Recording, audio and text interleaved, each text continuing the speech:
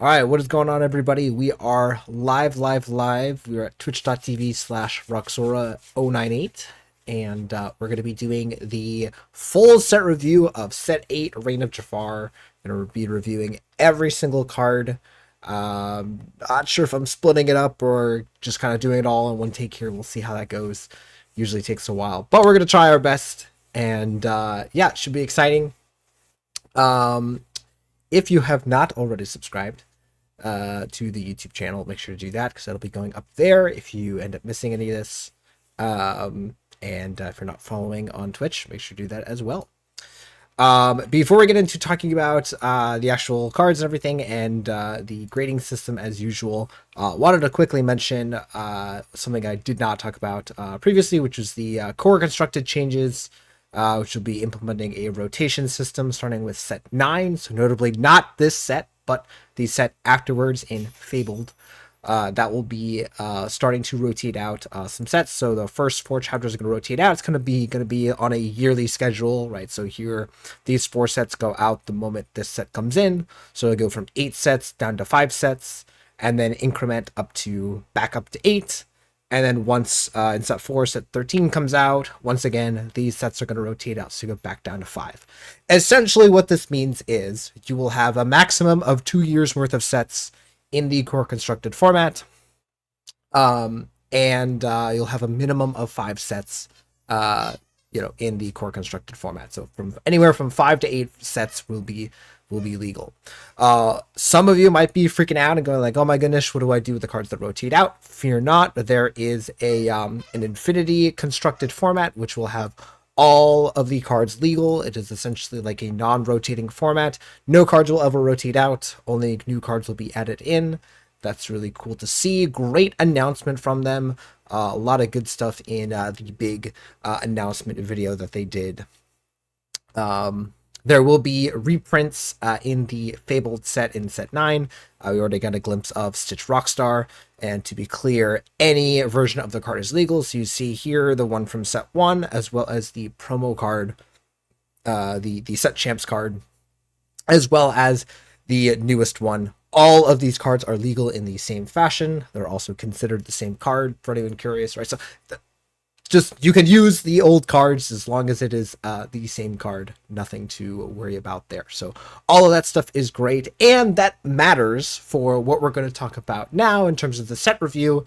While the cards aren't rotating yet, we do have to kind of think about what that means going forward. So some cards might not be relevant yet. Some cards might be a little bit overshadowed by some other cards, or right again, maybe these cards are not relevant right now, but maybe they have a time to shine once newer cards, like cards in set 9 and 10, come out. And again, we don't have the previous cards from year 1, so you have to force yourself to kind of find new synergies, new kind of core cards that you can kind of fit into decks. So figured I would just quickly mention this here. Again, not going to really talk about it otherwise, but again, just kind of pointing that out as it is relevant for what we're talking about. So set 8, Reign of Jafar, is here. It's coming out in a couple weeks. So we're going to be looking at, again, all the cards. We notably do not have any locations, I believe, in this set, because it was difficult to make room for the dual ink cards. We can see there is pretty much the same number of. It is pretty much the same as the previous set. There will be 2 uncommons, 1 rare, and 1 super rare for each color combination. So what we're going to do is we're going to go through all the individual ink colors individually. And then just kind of point out some of the notable dual ink cards, and yeah, we'll kind of go through it all here. Before we do that, again, there's a lot of befores. There's a lot of prepositioning here. Always important to mention my grading scale that I use, so that when I give a card a C, you understand what I mean and don't just think that I'm calling the card average. It's important to kind of compartmentalize what we're talking about here. So I am using a through F with a special T category This is very, very similar to the limited resources podcasts grading system, if you are familiar with that from Magic the Gathering. Um, so, yes, so A's being cards that are a slam dunk in the color. They are some of the best cards in the set. They are just kind of good on their own or just kind of necessary, you could say, for the color combinations that they are in. Um, right, they're just great. There's no really uh way to talk about it. They're just amazing cards. So you see here you got cards like Rapunzel, Maui, um, Big Tank, not so much anymore. I might have to update this image. As again, some things have changed, but again, the concept of what I mean when I say Maui Half Shark as well. Sorry, I was referring to Maui Hero All here. Maui Half Shark also goes on this list. Tamatoa, Happy as a Clam, from this past set, also quite strong, right? So these are the types of cards that you would expect to be given A grades. Excuse me. Bs are also really, really good cards, but tend to be maybe more focused in what they are doing, or maybe only going into specific types of decks or strategies. So Be Prepared is a great example, right? Where Be Prepared is a fantastic Ruby card. It's one of the reasons why Ruby is such a strong color, but maybe not necessarily in 100% of Ruby decks. Again, because you have to be playing a specific type of deck in order for Be Prepared to be a good card. Same thing for Prince John, right? Prince John, incredibly powerful, but again, doesn't quite make it to the A category as it's really only used. It has to be used in a specific type of deck in order for it to be effective, and such. Fishbone Quill, right? Also very powerful.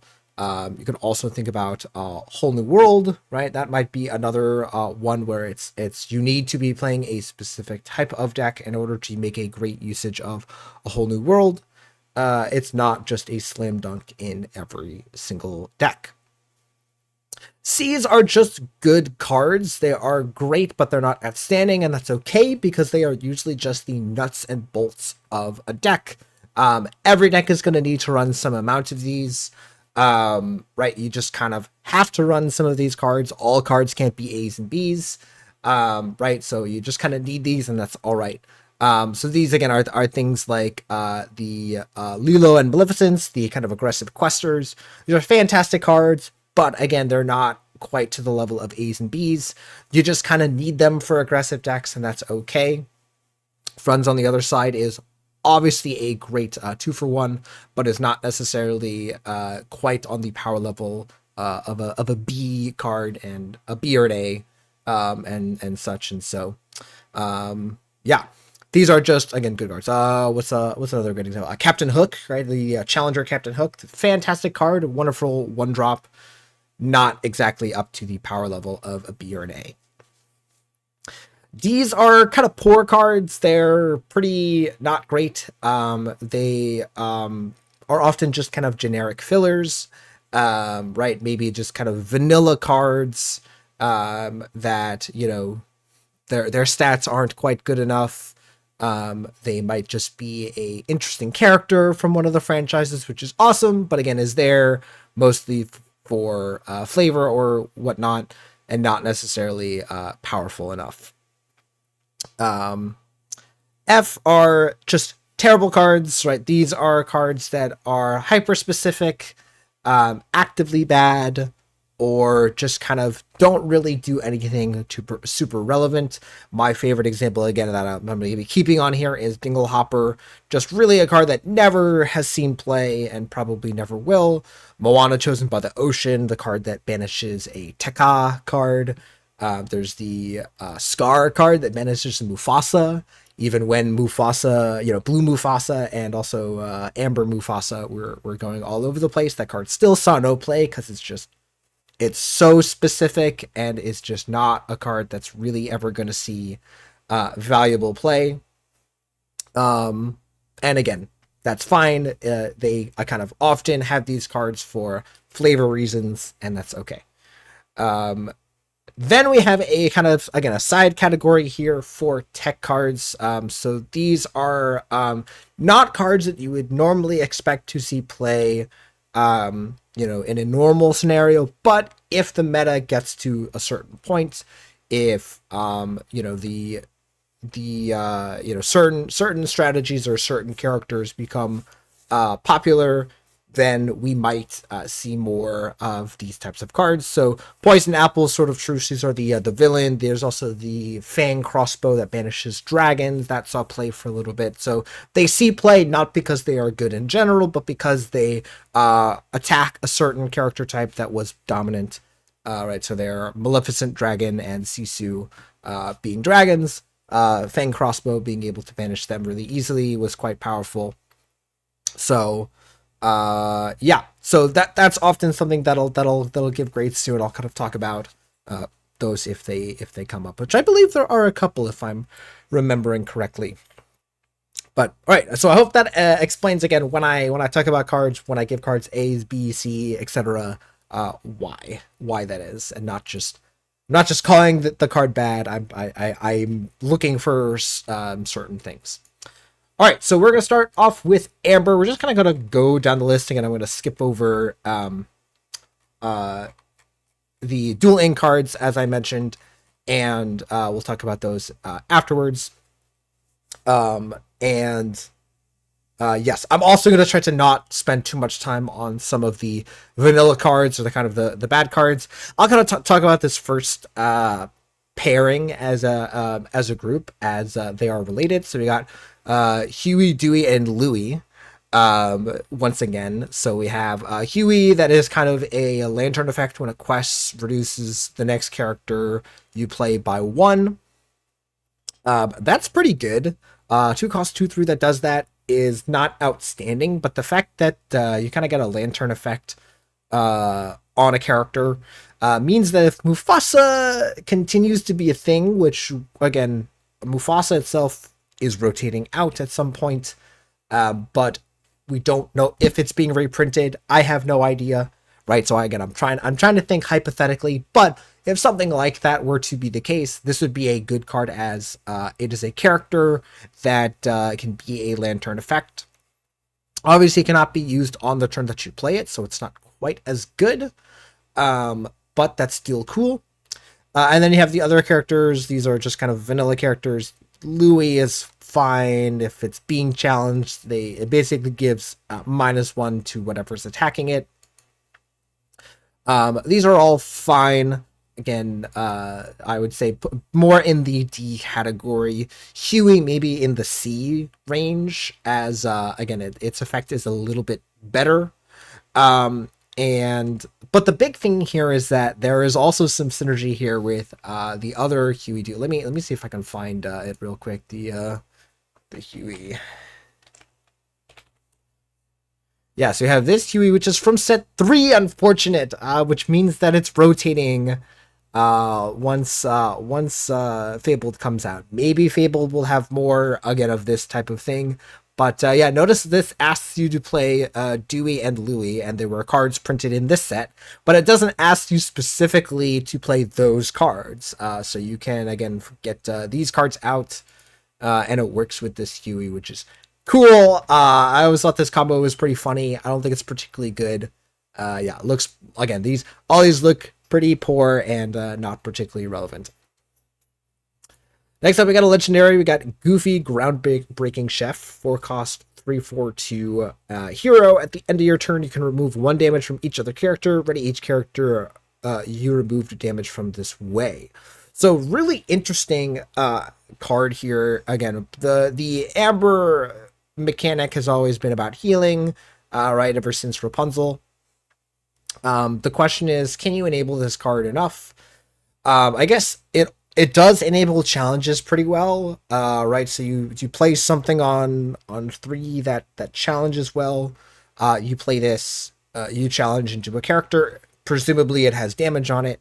Goofy immediately removes the damage and readies it, protecting it from being challenged back, and healing it up again. That's nice as well. So yeah, the big advantage of this card is it does not need to be exerted. A lot of effects like this, like think of the Simba from I think set 6 it was. Yeah, notice that this does not need to be exerted, so that's very powerful. The fact that this can just sit on the board and apply that effect, so that's pretty good. I don't know how effective that really is. And again, if you're not exerting this, right, that means you're not getting any advantage from it. Again, but aside from that, I do kind of like this. I am hoping that this kind of makes some kind of Amber Ruby deck, right? Some kind of self damage. You quest with cards, you remove them, you remove the damage from them and ready them, and that would be kind of cool. I think that's a pretty nice effect that this card can provide. So yeah, and I'll also note that again, you don't have to. The other characters don't have to be exerted as well, right? You can have other characters come into play with damage, and then this just removes it immediately. Right, like the Mulans or anything like that. So yeah, there's the amount of that value that this card can provide is pretty good. Again, presuming it does not get answered. It is a 3/4, so it does have a pretty decent stats. So yeah, I like it. I'm just not exactly sure where this card's going to wind up. Again, the Amber decks, exactly what the Amber decks look like after rotation, I have no idea. That's the other thing is right now I just don't really see a lot of Amber decks right now that it's going to fit in well. I guess like Diggy Hole, like any kind of Amber Steel deck that just like has a decent amount of challengers. Like, you have Calhoun, right? You Calhoun, and if you manage to challenge into something, keep it alive with 1 damage and then ready it. That seems pretty good. But yes, right now this is just difficult for me to picture a deck that this goes into. So yeah, maybe this is another one of those cards that is not quite good enough until after rotation happens. So, speaking of goofies, we have the cookie here, the dog. Hello. So sorry if you hear her. She's not squeaking a toy right now, but all right. What do we got next? We got some vanilla Charlotte LaBouffe. It is a princess, which is fine, but yeah, it looks just like a D. Next up, we've got Tiana, natural talent, 4-cost uninkable, 2/4/1 singer 6. So that's pretty nice. And then whenever you play a song, each opposing character gets -1 until the start of your next turn. So again, notably, this is only the cards that your opponent currently has in play. So again, if there was something like a Maui hero that comes down, it would not be affected by this. But that's still pretty good. It also is notably whenever you play a song, it's not whenever this sings. So that's kind of cool, right? This can come down. This into Ariel, right? The Ariel can come down, sing something. Another like your Cinderella singer can sing a song, and then boom, your opponent's board is like super weak and is probably not able to challenge super well. So yeah, I like this a lot. Again, not sure that it really makes the cut in Steel Song at this current moment. And again, what decks afterwards would really want to make usage of it, I'm not sure. So yeah, again, there is also the Sapphire song, the Down in New Orleans. Is that the card I'm thinking of? I think it's the name. Don't quote me on that. Don't make fun of me if that's wrong, like horribly wrong. But right. So this card sings that very well. Some kind of Amber Sapphire list where you ramp on 2, play this on 3, and then start playing your big songs. Maybe that could work. I've also been really wanting Amber Ruby to be a thing with the song strategy. So, again, Brawl is a card that you could have in this deck, have Tiana out, start singing some songs with your characters, and then use Brawl on a shrunken character, right? On a card that has its strength lowered, and you can answer a bigger target with Brawl. So not bad. It looks like a C. It looks like it's a playable card. It's just I'm not sure where it's going to end up right now. Next up, we got Mirabella Madrigal, 021. Whenever you play this character, you may reveal a song card in your hand to gain 1 lore. That's not bad. Just a 1-cost character. It also is notably a good shift target for the, I think that's in the previous set. Is that in the previous set or in set 6 that we had a Mirabella Madrigal? So that's cool. Yeah, looks like a C. It again just looks like a playable filler card if you're again in a scenario where you're trying to do the song thing or do the Madrigal thing. Seems perfectly fine. This one's fantastic. We got Lady Family Dog, 3-cost inkable 2/2/2. When you play this character, you may play a character with cost 2 or less for free. Guys, spoilers, playing cards for free is good. And this card is too. Yeah, you can already see it's definitely going to be pre-ordering for a decent amount. I would just wait for it to go down. So yeah, and pretty much any go wide character deck, this is going to be great. It's inkable, it's quest for 2, like it just, the numbers on this card really work, and yeah, that's going to be great. People have been talking about playing like Doc with it. There's, plenty of good characters to play with this. Notably, like this also lets you go like, 1 cost, 2 cost into Lady with a bodyguard, like a bodyguard Simba, right? That can successfully protect your other 2 characters while also deploying another, another good threat. So yeah, just for any deck that's going wide, this is going to be great. Yeah, good stuff. Next up, we got Jim Deere, the bodyguard for the puppies. It's just kind of a filler card. It's pretty, like the 0/4 is fine, but the 2 cost is not great. And yeah, bodyguard on a character with 0 strength can really only do so much. So looks more like a D. So we got G. I watched this movie recently, and just seeing this character, it's really funny. So whenever this character quests, you can remove up to 2 damage from chosen character. Okay. This is like the the Dinglehopper of this set, right? Just it's fine, but for a 1 cost, I really don't see this doing a whole lot. Yeah, looks it's like not quite enough. It looks more like a D. I don't want to call it unplayable because it does something right, but it's I'm not excited by it. Perdita on lookout, puppy card. Puppy character in play, it's a 1/5. Like a 1/5 character is great, but like again, there is the Floodborn Perdita, I believe, in this set as well. Okay, sure. It's just a 1/4 though. It's just like, again, it's just a bunch of stats. So yeah, it just looks like looks like a D. Just looks like a stat card. I don't know. Maybe the puppy players are excited. Rhino is fine though, as this is again necessary for the Floodborn Rhino and Amber Steel. So when you play this character, chosen character gets -1 strength until the start of your next turn.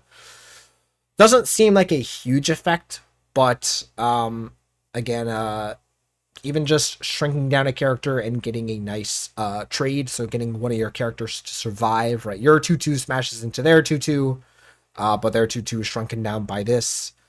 That goes a long way sometimes. So the fact that this is just a 1 cost that has a Floodborn, on it, that is also sometimes has a relevant effect later in the game, right? Obviously, this effect isn't useful on turn 1, but later in the game it is. So the fact that this does something on play, and isn't just a useless body later in the game, if you don't have this on turn 1, right, it doesn't feel terrible to play it later, is what I'm saying. So yeah, it looks like a C. Again, if you're playing the Rhino stuff, like, you're going to be playing that. So next up, Darling Deer, beloved wife, 5-cost inkable 4/4, and it gives a character +2 on play, +2 quest on play.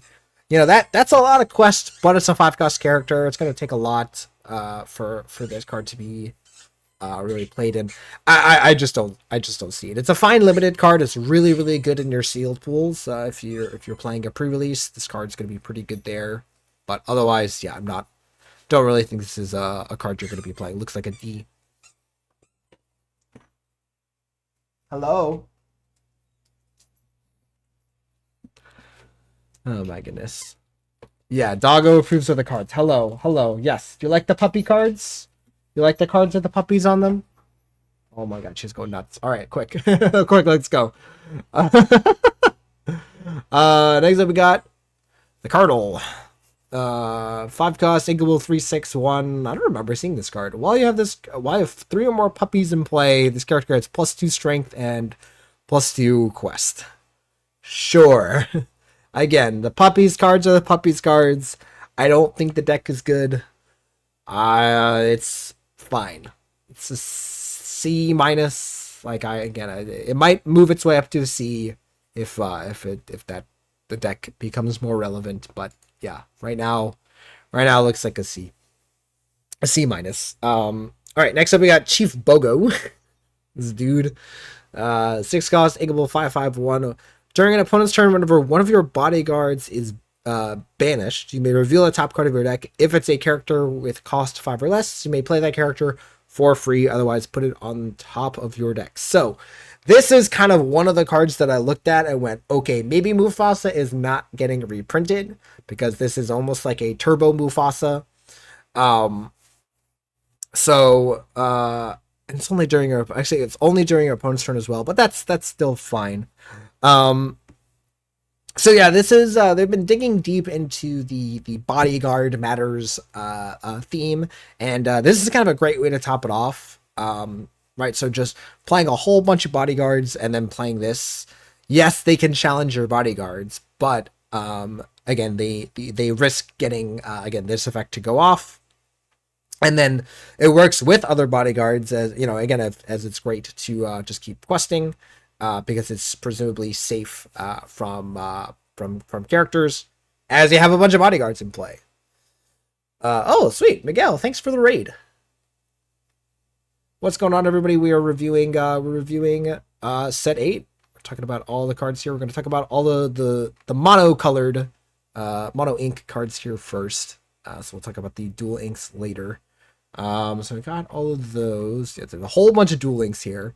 We got the Jaguar. It's a goat if you have an Antonio in play. Again, these cards that reference specific characters never tend to do well. This looks like a D. So we got Calhoun. 6 cost, inkable 4/5/2 with bodyguard, and then when it's banished, you gain 1 lore. So very similar to Baloo from a while ago.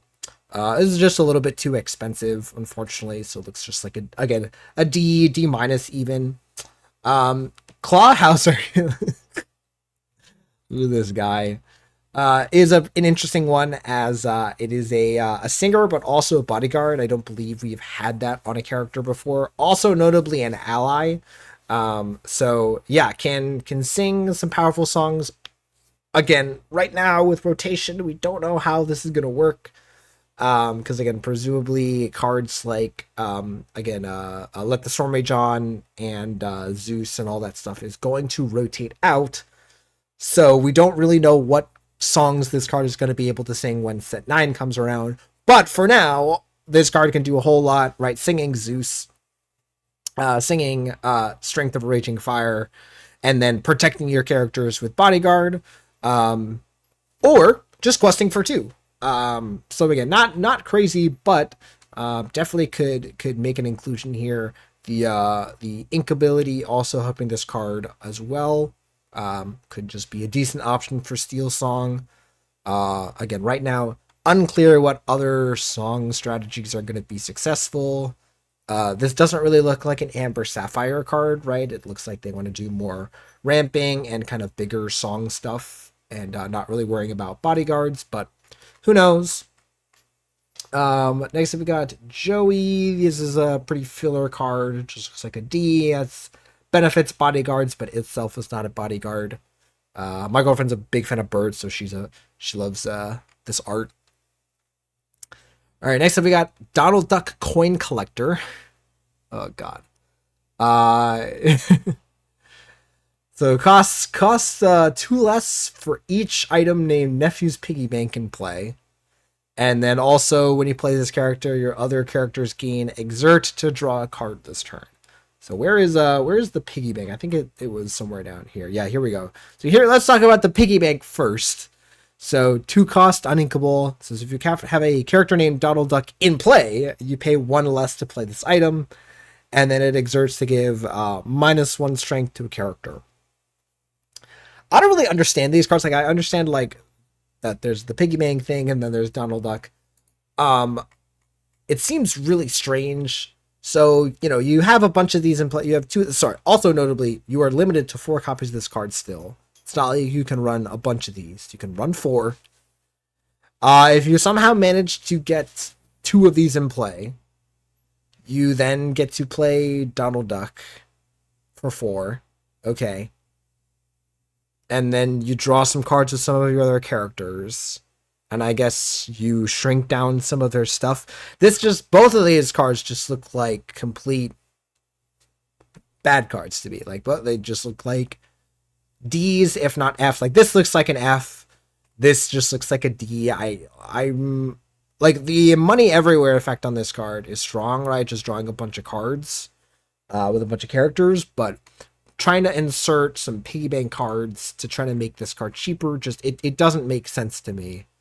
So yeah, that's all I'm gonna say about this. I have absolutely no idea how to evaluate this card any further. So yeah, that's all I'm gonna say. Just looks like not great. Not great is my grade. All right, next up, a very interesting, the sing together mechanic is back. Got these big songs, but you can use multiple characters to pay their cost for free. So we got 9 cost uninkable. It means no worries. Return up to 3 characters from your discard to your hand, and then you can pay 2 less for the next character you play this turn. So pretty powerful if you are able to get this off. Yeah, I mean, again, we have some strong singers, like we saw Tiana, like we saw, and we know about, again, we are still having some of the singer cards from the previous sets. So getting 3 cards back from your discard, and then also like potentially being able to play one of them. Usually the issue with these cards is that, you kind of recuperate some value, but don't actually apply anything to your board. If you can successfully like sing this, and then get to deploy, multiple characters, that's going to do a good job of setting you back up. Now, again, the main issue that I continue to harp on with all these cards is that it is uninkable. So that really is going to hamper this card's playability. But I think there's definitely could be a deck in the future that could run this card at like a 1 of or 2 of. So it looks like a C minus for means no worries. And then our last mono amber card is Trial and Tribulations. 2 cost inkable song. Chosen character gets -4 until the start of your next turn. Love that they're doing more of these kind of persistent or kind of longer stat effects. Right, so it's the -4 and previous sets was only for the turn. Here it's until the start of your next turn. So could potentially shrink a character that looked like it was going to challenge. And then prevent it from, taking out your characters or locations, and that seems pretty good.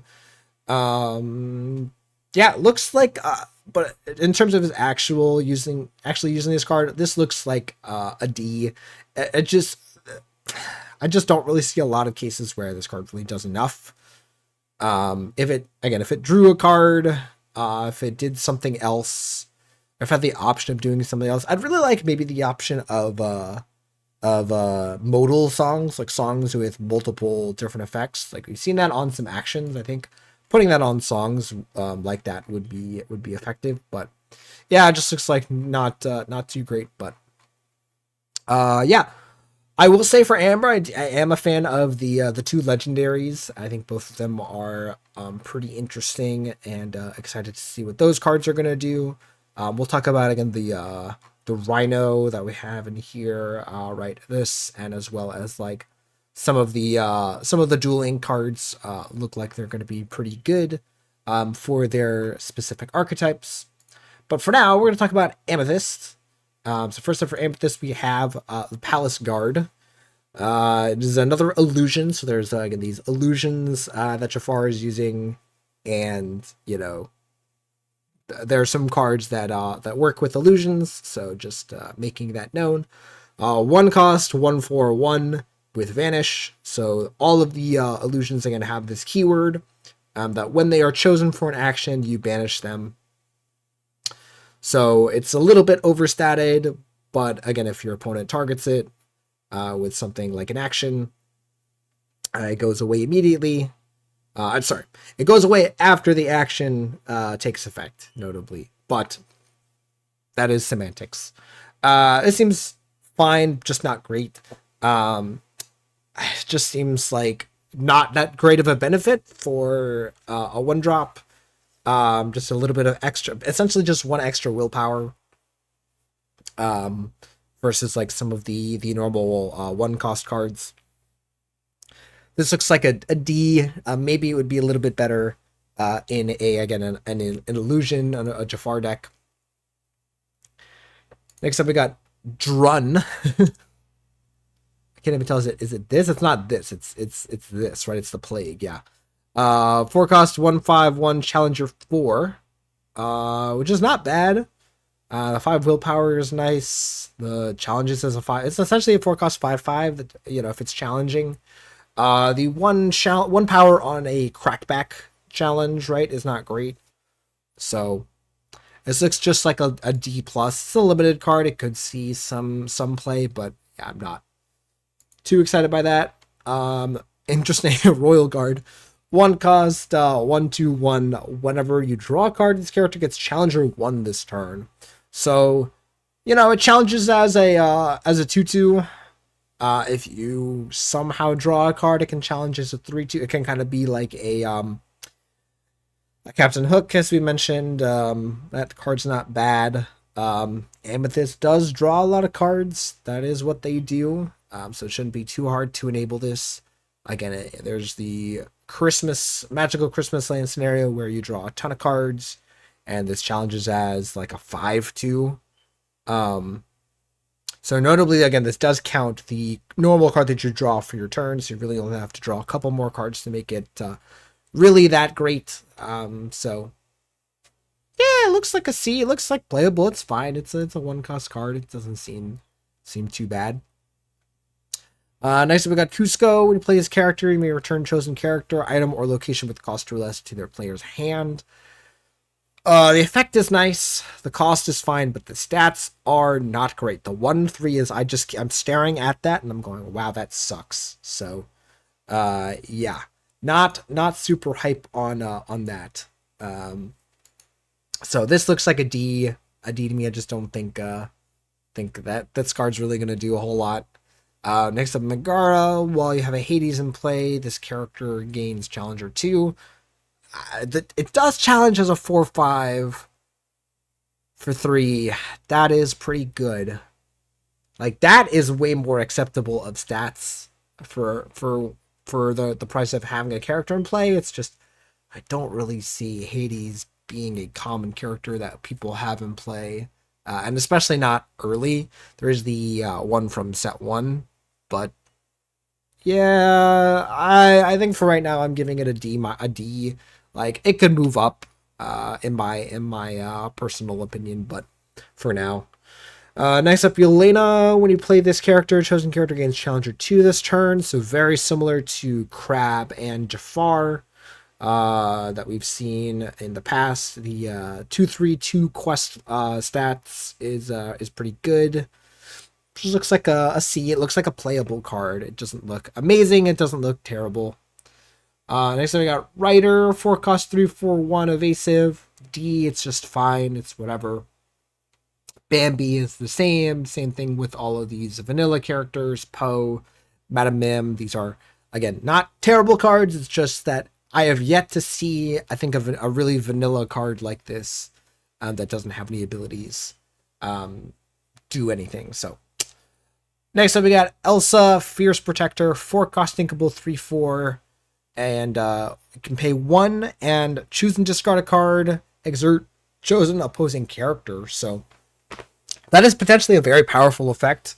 Amethyst does a good job of, again, drawing a lot of cards, so you can turn those cards into effects. I like that mechanic. I like if you are doing the Amethyst thing, this card becomes a lot more reasonable. Obviously, if you're not doing that, this card is not great. But yeah, the big thing is that Amethyst does not have a lot of good removal. So again, attaching that to this card while also, again, limiting its effect. Again, you really have to be doing the Amethyst thing in order to make this card work. Presumably, you're not going to be activating this card too much. Presumably, your opponent is naturally exerting some things, and you'll only need to activate this a couple of times to really gain control of the game. But it looks like a playable card. I'm going to give it a C. I think it's perfectly reasonable. And again, notably, there is still the Elsa from set 1 that exists in the game. So again, this is another fine card to play for that. Yeah. Until it rotates. Next up we have Pinocchio, Strings Attached. So 4-cost 0/42 evasive. And during your turn, whenever you ready this character, you may draw a card. So the natural way that most people think about this is, right, you play it, you quest for 2 with it, your opponent doesn't answer it because it's got evasive, and then at the start of your turn, you ready it, and then you draw an extra card. If you look at that, it's fine. It's not great. Right, like that's okay. There's a lot of ways to answer an 0/4 evasive though. Right, between Brawl, between Sisu, between, again, these are the cards that exist right now.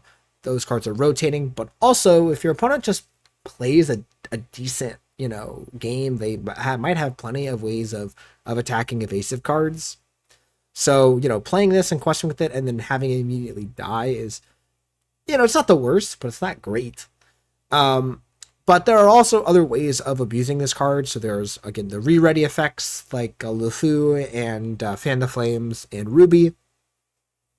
Right, so those effects will be able to trigger this card pretty well. Obviously, then you can exert it again to sing, I guess. Well, that's actually not bad. Actually, yeah. Wait, I don't mind this at all. You exert this to you quest with it, you play LeFou, you ready it, you draw an extra card, you use this to sing a song like Friends. You draw 2 cards. Then at the start of your turn, boom, you draw an extra card, and then now you don't even have to you've already used the effect. You don't have to use LeFou or anything like that. Sure. Seems fine, right? I don't mind that at all. Again, it's not amazing. This looks like a B. Again, it looks like it's not going to be this all-out amazing card. It could be, again, depending on, how it all depends on how rotation affects things. But I think, yeah, this looks like a B. It's a good card, but I don't think it's too crazy. And I think there might be some times where this card is not that good. But it also is inkable. So if it's in a bad scenario, just go ahead and ink it, and that's totally fine. Next up, we got Jiminy Cricket, 2-cost, inkable, 1/1/1. It's got evasive, and while this character is exerted, opposing characters with rush enter play exerted. So very interesting, kind of anti-rush card to have an Amethyst. Seems fine. This looks more like a tech card, as, again, really only good if it is countering rush cards. Not really going to be playing it in any other scenario. All right, next up we got the other Amethyst Legendary. Bambi, 3-cost, uninkable, 1/1/3, and so that's a lot on a of lore. But when you play this character, you gain 1 lore. However, when an opponent plays a character, you return this to your hand. So There are some interesting shenanigans, right? You play this out, you gain 1 lore, and then, your opponent has to answer it. Right? If they don't answer it, it quests for 3. However, they can answer it very easily by just playing a character. Obviously, that means once again they get to play a character. Play this and gain 1 lore and do its say hello effect. So very interesting. It is a very flavorful mechanic, as it is constantly, you imagine it constantly bouncing up and down, right, from the battlefield. And that's nice and playful and everything. But in terms of its actual playability, I think this card is pretty poor. As again, the fragility of the character is the main thing I'm looking at. It kind of dies to a gust of wind. Like any kind of steel removal, a lot of again rubies, strength-based removal will be able to answer this. And yeah, and again, also you're paying 3 to gain 1 lore every turn. Presumably that's going to be a little bit more difficult.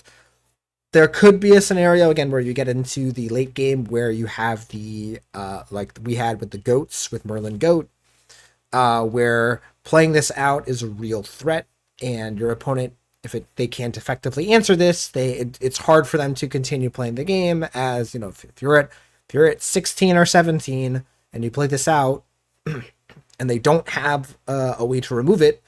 If they play a character, boom, you're going up to 18, and based on depending on the board, that might just be game. So there could be scenarios where this card's pretty good, but I also see a lot of scenarios where this card's pretty bad. So I'm gonna give it a C for now. It looks like a fine card, but I don't think it's I haven't seen anybody freaking out about it. But if anyone is, don't.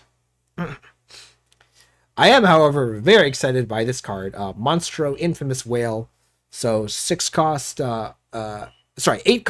inkable, 6/8/2 with Rush, and you can choose and discard a card to ready the character, but it can't quest for the rest of this turn. So kind of like Amethyst's version of Scar, it comes down and can just challenge and re-ready and challenge and re-ready, and again, you have to discard cards, but presumably if you are in the scenario where you need to do this, you are presumably happy to make that trade. So, yeah, I think this card's pretty good. It is expensive. It is kind of, I'm not sure exactly what deck this goes in. Again, presumably some kind of Ruby Amethyst mid-range deck can run 1 or 2 of these, and that's a pretty effective answer to wider boards. Yeah. Notably, this also going to do some cool stuff since with singing songs, since the only restriction once it's activated is it can't quest.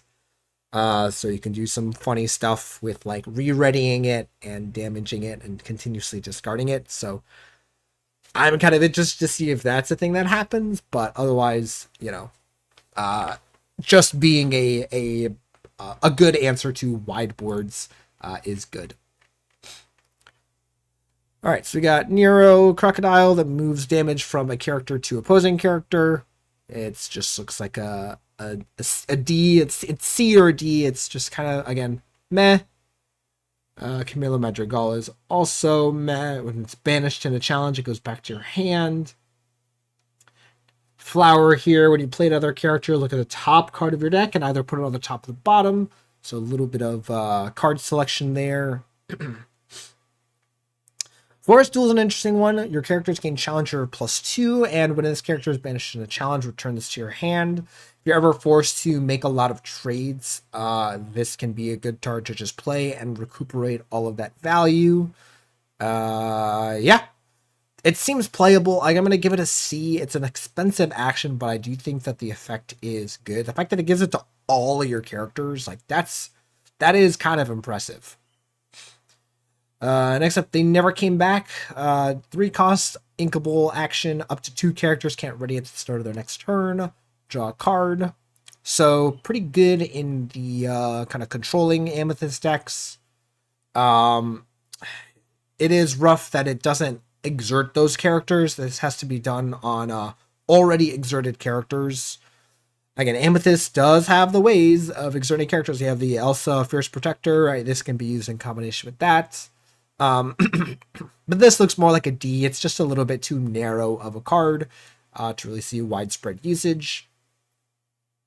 Next up, we got Fantastic and Magical, another Sing Together card that for each character that sang this song, draw a card and gain 1 lore. So very interesting that this is one of the few songs. I think it's one of the only ones, actually. Now that I'm talking about it, this is, I think, the only song that does absolutely nothing if you pay 9 ink to play it. Because again, it is looking for however many characters sang the song. So if you spend 9 ink, it does absolutely nothing. Obviously, that is not what you're trying to do. It's interesting. But yeah, so this is just like a nice payoff for going wide. Again, if you go super wide and you get like 3 or 4 characters to sing this, you get a bunch. Right, notably, it's wanting you to sing with more cards, not with big singers, which is interesting. So yeah, looks like a playable card. Again, the uninkable is rough, but again, the card draw, the fact that this card both draws cards and gains lore, I think is good.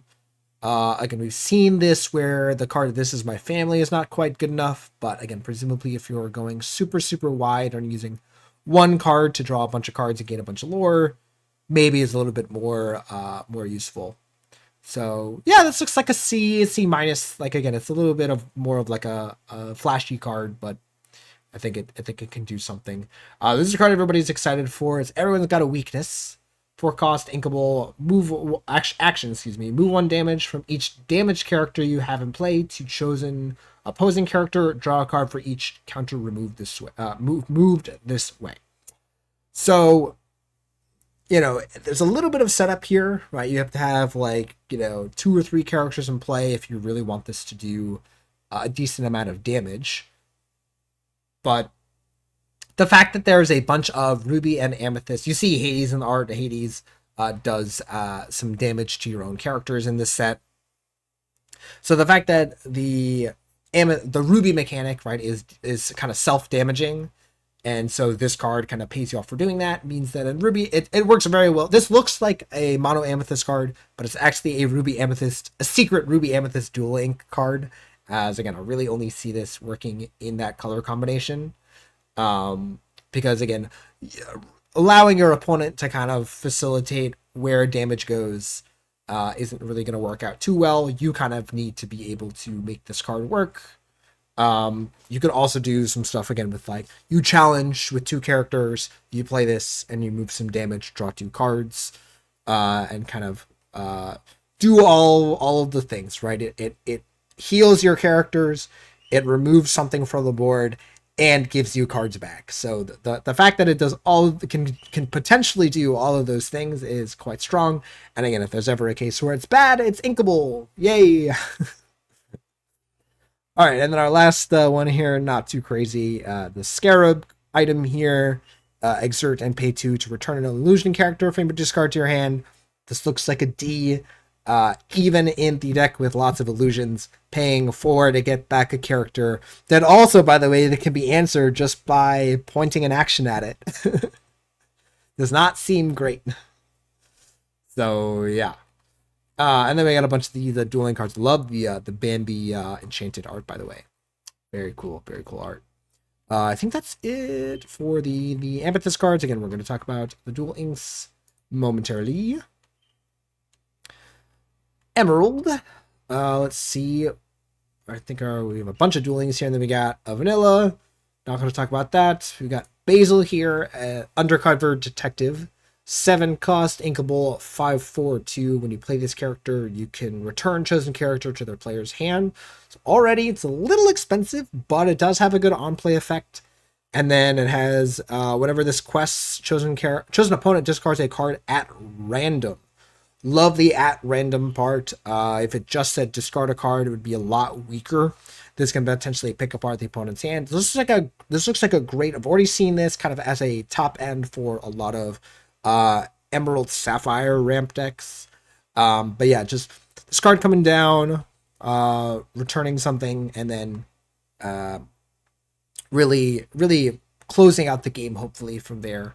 Looks like a fine card. Looks like a C. Again, it's a nice role player. It's a decent top end card, so perfectly fine there. Tramp, if you play this, chosen character gets ward until the start of your next turn. These effects have not been particularly strong. Ward is a very good mechanic, or sorry, good keyword to give to a character. But the setup cost of playing a character, hoping it survives, and then this protecting it, or like playing both of them, just doesn't quite work out too often. It can be itself, right? So Tramp can just say, hey, I come down, I give myself a word. Okay, sure. But yeah, otherwise looks just like a D plus. It's a fine card. It's just not particularly exciting. Next up we got Cha Cha. 4 cost, inkable, 3/3/1. When you play this character, have a character named Tipo in play. Chosen opposing character gains Reckless during their next turn. So this looks like a pretty innocuous card. It actually looks pretty playable to me as a Tipo from the set 5? Set 6? Set 5. I think it was set 5. Don't quote me on that. But Tipo on set 5 ramps on 2, and you can potentially play this on turn 3 with a Tipo in play. And so immediately you have that ability active. Presumably this is in a slower deck that would enjoy giving Reckless to a character. You could go ahead and quest with Tipo if you want to, or just not have any characters exerted, and boom, that character is unable to quest and kind of accelerate your opponent's clock. And then you have a 3/3 on board. That seems pretty good. Like, again, you have to be in a Emerald Sapphire. But yeah, if you have that play, that doesn't seem unreasonable to me. This seems like a pretty decent play for that kind of deck. So it looks like just to see here, there is some connective art here. Here's the actual Tipo from the set that they're kind of imagining you'll play it with, which is just a 2/2 evasive. I don't imagine this card seeing any play. This is not why I think this card, not why I think Cha Cha is decent. It's because of the other Tipo, but here's another Tipo. He's cute. Oh my god, I love the flavor text and the spiky trap underneath. That's great.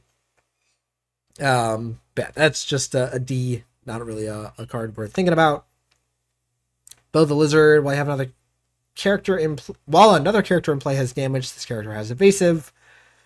Pretty low payoff for a one cost, character that really doesn't do a whole bunch. You have to set up. It just looks like an F. I would give it a D, but it just looks like an F. It just looks like not a card that I'm excited to play. Next up, we got March Hare, 4 cost, inkable, 3/4/1. When you play this character, you may deal 2 damage to chosen damaged character. So kind of the Alice in Wonderland, the kind of Cheshire Cats, they all do damage to damaged character. Just looks like a D. It's fine. Fred, here's a nice one. This is essentially a color shifted Benja. 3 cost, 2/3/2. When you play this, banish an item. So C+, with like a subgrade for tech. Again, Benja saw a decent amount of play when there was a decent amount of items going around. This gives Emerald, non-steel Emerald decks the ability to interact with items, which is awesome. Love to see that. Mad Dog, 4 cost, inkable, 4/4/1. If you have a character named Don Carnage in play, pay 1 less. Cool. It's a D. Dale is also a D. Lewis is an interesting card. They talked about this when they revealed this. 3 cost, inkable, 4/3/1. It enters play exerted. That sounds like a downside, but when you play his character, an opposing character gains Reckless during their next turn. So presumably they're going to be forced to challenge into this, and the 4 power on this character is quite good. Right? You kind of view it as like deal 4 damage to a character. So yeah, that looks pretty nice.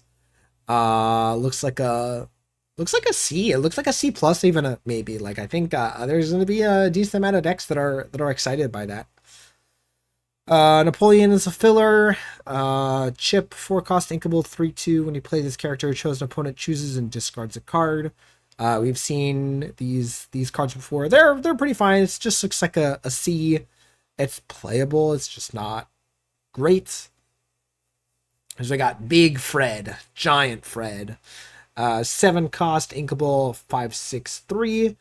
With Shift 5. Whenever this character quests, reveal the top card of your deck until you find a Floodborn character card. Put that into your hand, the rest into your deck.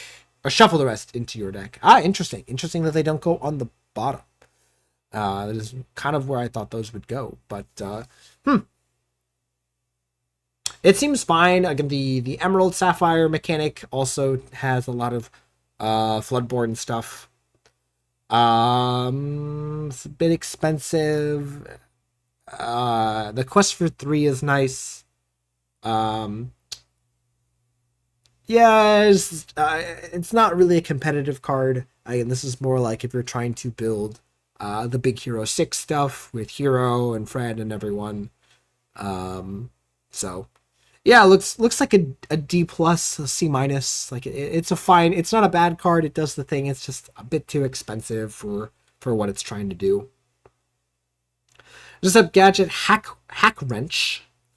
4 cost, inkable, 3/2/2. When you play this character, if an opponent has more cards in hands than you, you may draw a card. So we've seen this Emerald mechanic before, right? Punishing your opponent for having more cards than you. Seems fine. Just looks like a C. It looks like a playable card.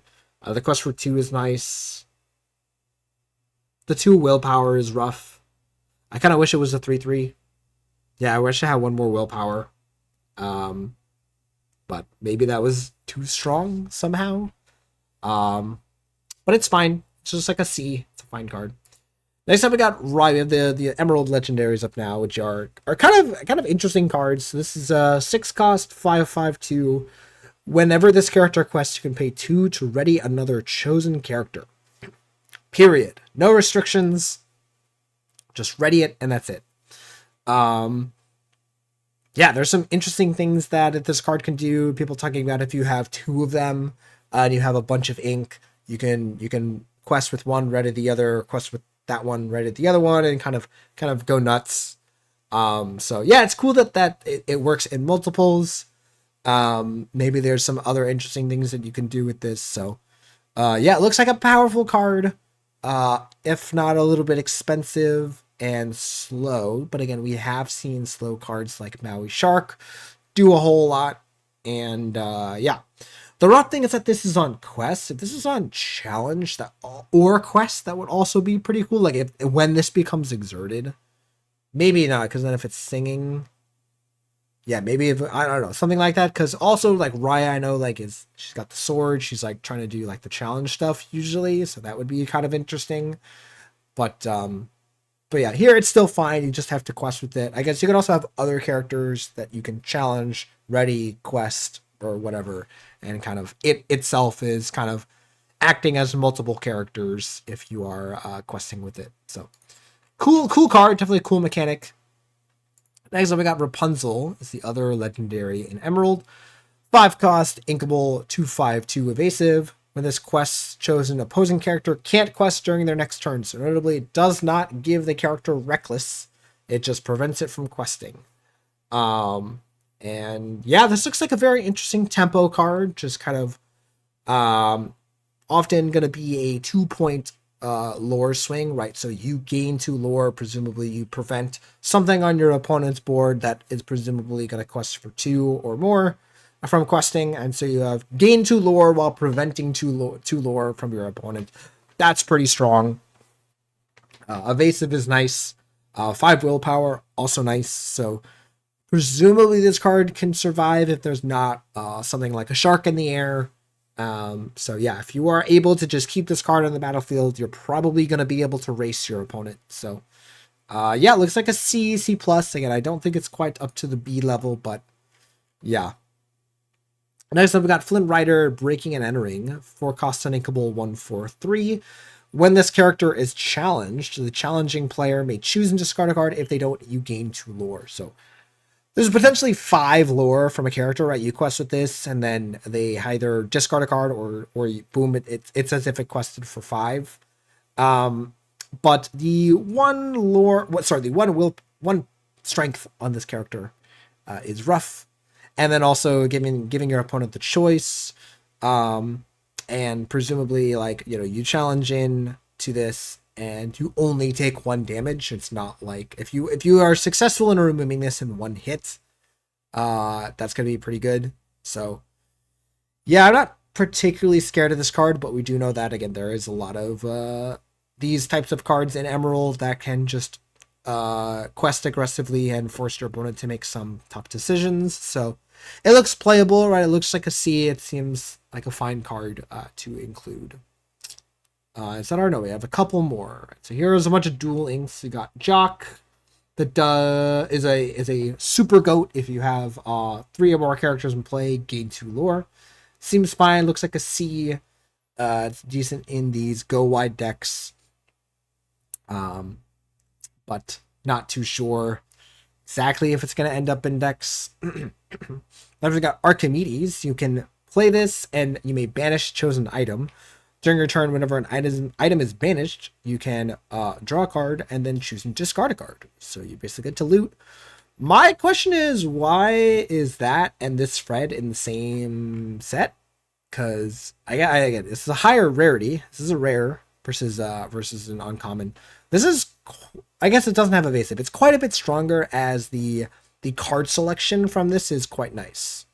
Right. So the fact that you just get to inhibit your opponent's game plan, presumably, while also kind of advancing your own, is quite good. Maybe not as good as this, but again, this also quests for 2. So he who steals and runs away, banish chosen item, draw a card. Interesting that there's all of this stuff in Emerald, but yeah, Archimedes definitely looks like a C. It's definitely a playable card. He who steals and runs away looks more like a tech card. Again, really only going to be played if there's a bunch of items around. Next up, Stopped Chaos in its Tracks. A 8-cost inkable sing together song. Return up to 2 chosen characters with strength 3 or less each to their player's hands. This looks pretty nice. If you are able in Amber Emerald, if you're able to sing this with your aerials, you can get a pretty good board advantage, good tempo advantage. So yeah, looks good to me. Probably just a C. It's just playable. It's just a nice song for these kind of controlling Emerald decks that, again, not for the ones that are trying to do the discard stuff, but for the ones that are trying to, again, do the bounce or tempo plays. Speaking of tempo plays, we got Wrong Lever, 3-cost inkable action that has choose 1, return chosen character to their player's hand, or put a card named Pull the Lever from your discard on the bottom of your deck to put chosen character on the bottom of their player's deck. So I believe we have, that is the Amethyst Emerald dual action here, or dual color action here. We'll evaluate that on its own when we talk about it. But in any case, right, so that's kind of why this card looks like a mono Emerald card, but is really a dueling card. I guess you can also just play it for the return chosen character to their player's hand effect, but that's a little bit weaker. So I'd say C plus if you are using the Pull the Lever card, as we'll talk about, because I think you definitely want to try to get the second effect off. Hello.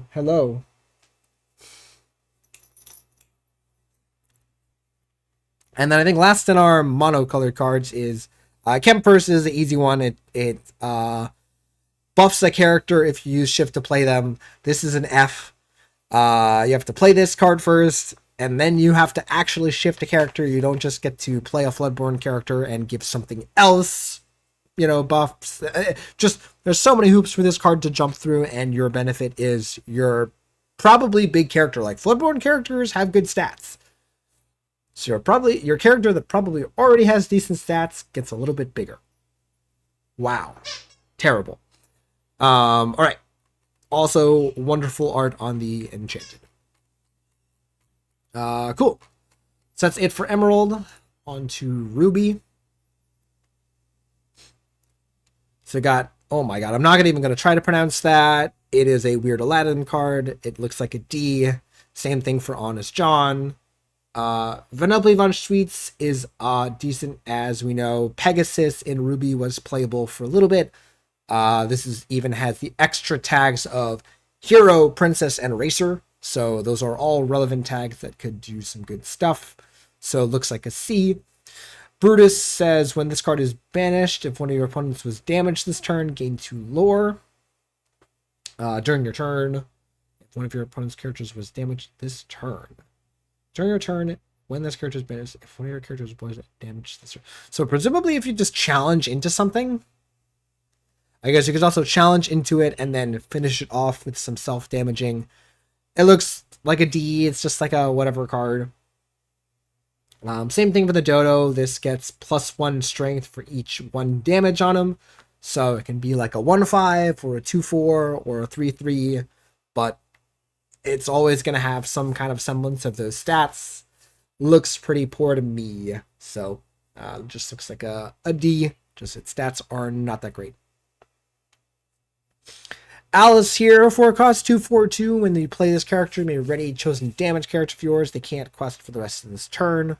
So again, kind of playing with this Ruby theme of self-damaging. It just looks like a D, maybe a D+. It does something on play, so that's some credit there. But again, just none of these cards really ever seem to do too much. Lumiere, Nimble Candelabra, 2 cost, inkable, 1/1/2. While you have an item in play, this character gains evasive. That's not bad. It's not bad. Again, just some. We know there's also the Floodborn Lumiere in here, but this one could just be good in of itself. We know that we have the Noi card as well, so like Popsicle into either of these cards. The other one getting Ward and Resist. This one getting evasive. Could be decent, as instead of a Ruby Sapphire hyper control deck based around items, we have a more mid-range or kind of aggressive deck, more character-based deck, where you have items and you have characters that work with items to kind of do the thing. So sure, this looks playable. Looks like a C. Like it is a decent card, right? Gaston here, when you play this character, banish one of your items to give chosen character +2 strength this turn. This looks like a D. Its effect is so minor. It has a decent amount of setup for not that much payoff. So, not a fan.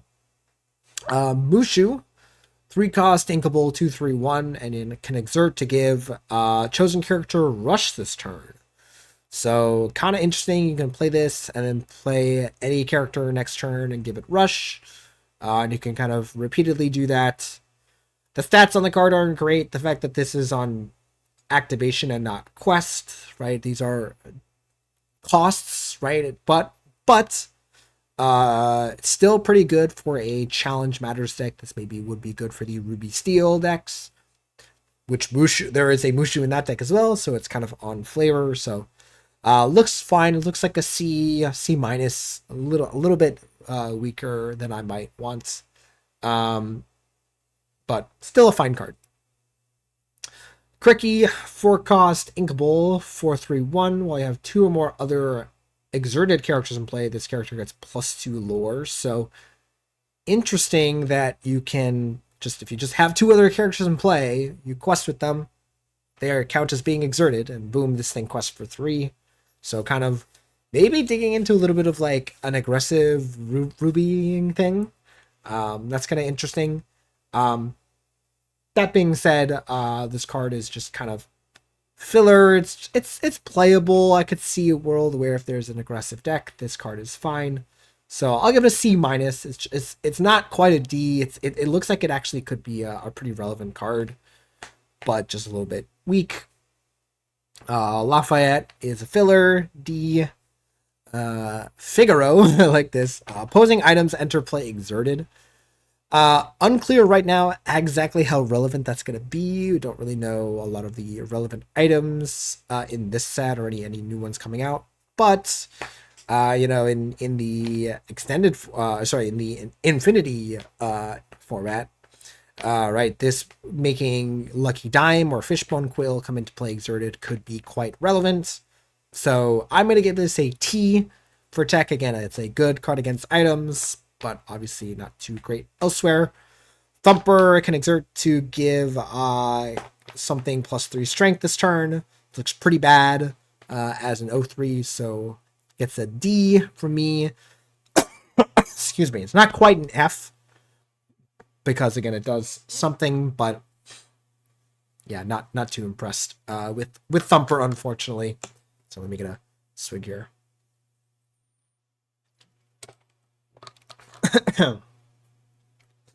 All right, and then we got Wreck-It Ralph, which is a racer himself.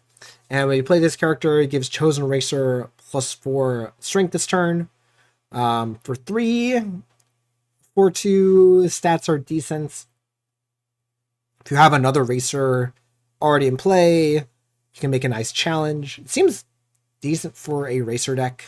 Again, they've dug deep into like the puppy, the racers, the hero stuff. So we'll see if that ends up being good enough here. So looks fine. Looks like a C in the racer deck. So sure.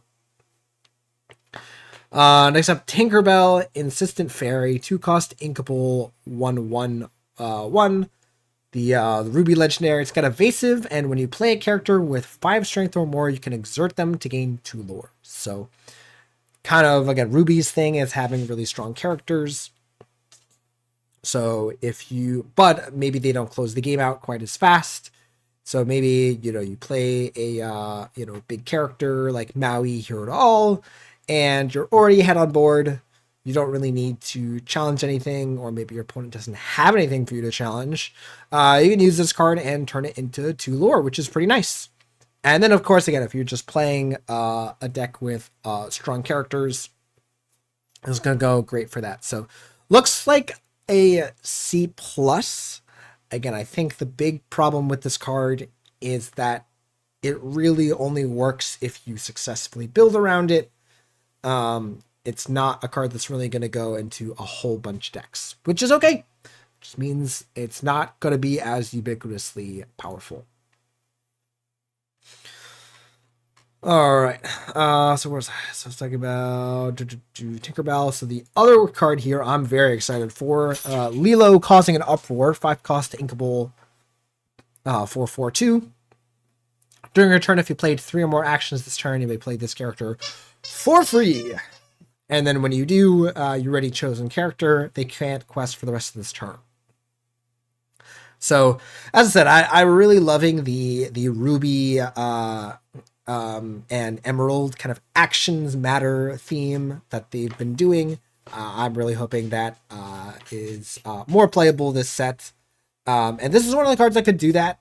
Playing 3 actions in a turn might sound tough, but remember that songs count as actions. So that's not too bad. And again, remember also that you are playing this for free. So as long as you are playing, you have enough ink to play 3 actions, you don't have to pay for this as well. You just slam this down. Yeah, really, really like this card. However, again, kind of like with the Tinkerbell here, probably only going in certain kinds of decks. So again, it's the C+, maybe B, because again, its effect on the game is a little bit more ubiquitous. All right, next up, Mr. Snoops, 3/3/1. During your turn, when this character is banished, you may draw a card. No, not a terrible effect, right? It's kind of always recuperating a card, unless you're playing against Sapphire, I guess, or Emerald. And yeah, it works with the self-damaging stuff and Ruby, as you can kind of do whatever you need with this. Quest with it, do whatever, damage it, and if it ends up getting banished, cool, you go ahead and draw a card. Sorry, during your turn. Sorry, if you want to damage it and damage it for one of your other cards, challenge into something and have it die, that's okay, right? So that's I think is pretty interesting. Yeah, the rough part is during your turn on this card. I think if it just said when this card is banished, draw a card, it'd be too good. But all right, next up, Friendly Owl is just a filler. Hello, dog. Um, yeah, just a filler card. It's a D. It's fine. Next up, Phaline. 4 cost, uninkable, 2/4/1 evasive. While you have a character in play with more strength than each opposing character, this character gets +2 lore. So, boom, really powerful card for the Ruby deck. Just want to have really, really strong characters. You play this out, you play a strong character. Could even be a character with Rush. You can challenge into some. You can quest with this for 3, and then challenge away. Your big challenger like your Maui. And yeah, that's really awesome. And the evasive is super nice. The stats are pretty good. Yeah, I'm a fan of this card. I think that's cool. I really like that they're kind of letting Ruby do other things than just murder stuff. You can kind of have a more aggressive. Sorry, a more aggressive Ruby deck. Hello. Oh my god. All right, Prince John, Frady Cat, 5 cost, uninkable, 5/5/1. When an opponent plays a character, deal 1 damage to this character. So yeah, it's classic, overstated character with a downside. The downside is not huge, as again you quest with this, and presumably they're gonna have to challenge into this first, and then play a character and deal damage to it to finish it off, or vice versa. But either way, your opponent is going to have to trade something into this. There's not a whole lot that can kill a 5/5 on turn 3. And there's like, there's not a lot of characters that can challenge into this effectively. And then there's also not much removal, interaction that really works against this. So, yeah. Obviously, like, there's not going to be too many scenarios where your opponent is able to play 5 characters in a row. That's pretty rare. So yeah, most of the time you can assume that this character is going to be able to do something. And then again, if your opponent doesn't challenge into it, boom, you can use the maybe you're in Amber and you can heal it up. Or again, you have something in Ruby that benefits you for having a damaged character. Cool. Looks fine. Looks like a C and looks like a perfectly playable card. So love to see that. Next up, Nothing We Won't Do. 8 cost, inkable song with Sing Together. Ready all your characters. Whoa. Before the rest of this turn, they take no damage from challenges and can't quest. So, boom, there you go. You have a big, powerful song. You have a bunch of characters in play. You quest with a couple of them. You use the remaining to sing this. You ready all of them, and you take out a bunch of your opponent's board. Yeah, a really cool card. And yeah, exactly how many copies of this card get put into decks, unsure of, but definitely is a pretty good card for what it is. And the inkability is nice, right? So again, if you're ever in that scenario where you don't need it, you just shove it into the inkwell. Yeah, seems great. Again, another card that works pretty well with Lilo.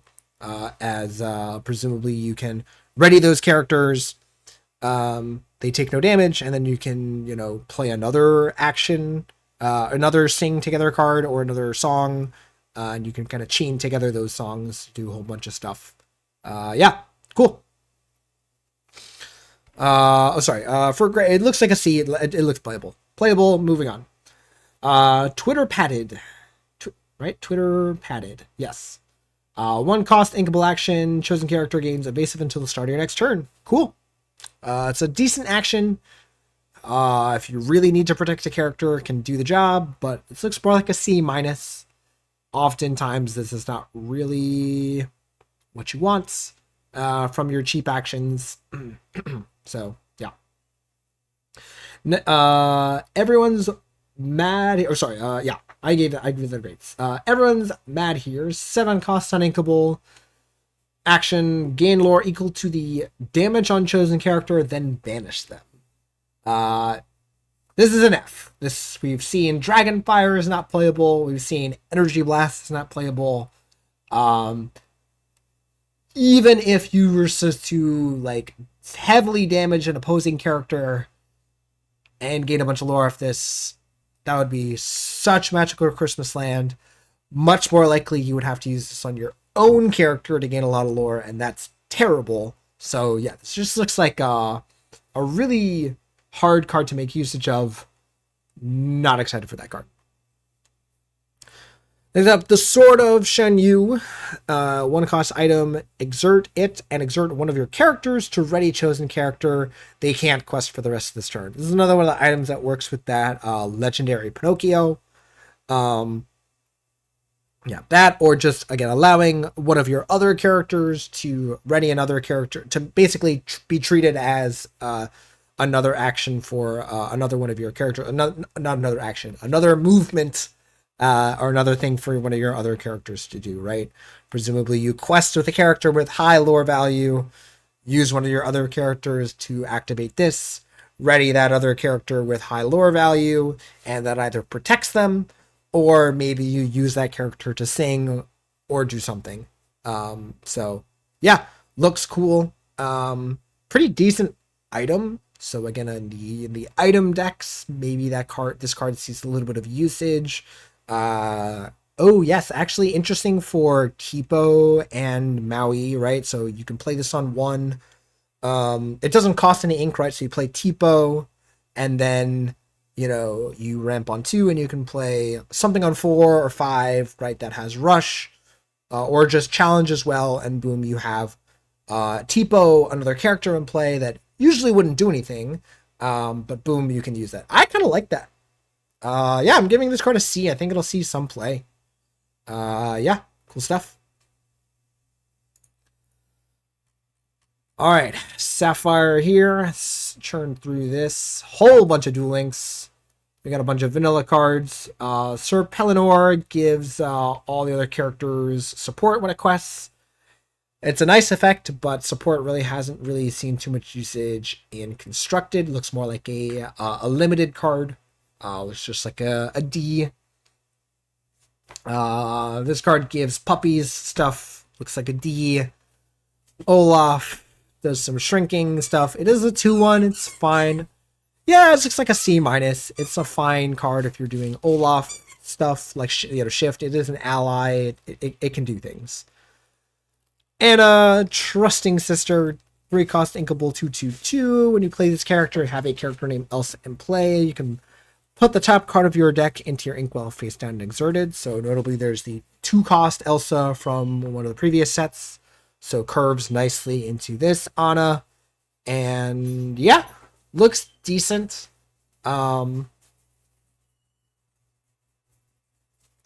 If you can successfully enable this card, it also works with the Elsa. There's plenty of Elsas again in the game that are playable. So yeah, it looks like a C. It's fine. Again, I just worry about the curve of just like, what are you playing? When are you playing Elsa before Anna? Or if you're not doing that, how happy are you to play this card? So yeah. Wasabi, vanilla support card. It's a D. Gogo Tamago, 2 cost inkable 1/3/1. When you play a Floodborn character on this card, you may put the top card of your deck into your inkwell face down and exerted. So pretty interesting. Again, the Sapphire Emerald mechanics, just trying to do as many of the Floodborn stuff as possible. This is just more support for that. And yeah, this looks like a playable card. Looks like a C. Again, there is the Gogo Tamago Floodborn in this set that works well with this. So just good to have cheap Gogo Tamagos to work with that. And it's a fine extra effect. Next up, we got some interesting cards from Beauty and the Beast that work with items. So again, the Beauty and the Beast theme seems to be items. So we got the Wardrobe, 4 cost inkable 3/4/1. Exert and choose and discard an item to draw 2 cards. No, this is not Hiram Flaversham, but it does a pretty nice impersonation. Notably, right, the items don't get their on-play effect, but again, you don't have to spend the ink on those items to churn through your deck. And then this works for Bell, right, the big bell that wants items in your discard, as well as Tamatoa. It can go ahead and get those items back at a later date. So yeah, this looks like a C card. It looks like a weak card, but I think, again, we need enough of these role fillers, these cards that work with our items and pay us off for having a bunch of items in our deck. So yeah, looks good. And then Mrs. Pot's a little bit cheaper, but she exerts to banish one of your items to draw a card. This is fine, but again, I think is worse than Hiram, worse than the wardrobe. In my personal opinion, again, since you need to have the item in play. Again, there is the unconventional tool that is relevant to think about, but yeah, not particularly excited for this card, but looks like a D. It's just a little bit weak, but it's cool. Next up, we have Jasmine. This is the shift target for the Steel Sapphire Jasmine. When you play this, you may give another character, another chosen character, resist 1 until the start of your next turn. So again, kind of like the Rhino that we saw previously, it's fine to play on 1 if you're planning on shifting Jasmine on top. And if you end up playing this card later in the game, the on-play effect of this card does not do nothing. So it's pretty nice. It's nice that this is a 1-cost card that is good on turn 1, but has some extra functionality later. Looks like a C. This looks like, again, if you are trying to shift Jasmine, you're going to do that. Little Sister is a filler card, just like a D. Same thing with Adelaide. Nani, Heist Mastermind. 4-cost inkable, 3/3/1. Can exert to give another character resist to this turn. And your character's name, Lilo, gains support. Nah. Not very exciting. Resist 2 is nice, but on exert is whatever. So looks like a D. Again, also the referencing of Lilo, it's just not sure exactly which decks are going to play both Nani and Lilo like this. So, but notably, there's some funny storytelling here with Lilo, and there's this palace, and then that art is in the Lilo card. Just noticing these things is kind of cute. All right, next up we got the Sapphire Legendary. So we got Stitch Experiment 626. Love that we get the Experiment Stitch in here. Love the art. Love Stitch. Super excited for the movie. So yeah, 3-cost, uninkable, 3/3/2. When you play this character, each opponent puts the top card of their deck into their inkwell face down and exerted. Why would you want to do that? That seems not great. Well, Stitch has stealth mode. So at the start of your turn, if this character is in your discard, you may choose and discard a card with the inkwell symbol to play this card for free, and he enters play exerted. Wow. The ability to just play this card for free, potentially, is very strong. And notably, it's a card with the inkwell symbol. If only there was another card from Lilo and Stitch that has the inkwell symbol and also gives you value for being discarded. People know the card that I'm referring to. Go brew some stuff. But basically, this is like an interesting recursive card that lets you continuously have a threat in play in Sapphire. The downside, again, is of course that inkwell giving to the opponent, not usually a great play, but maybe if you are really trying to be aggressive, you could make use of this.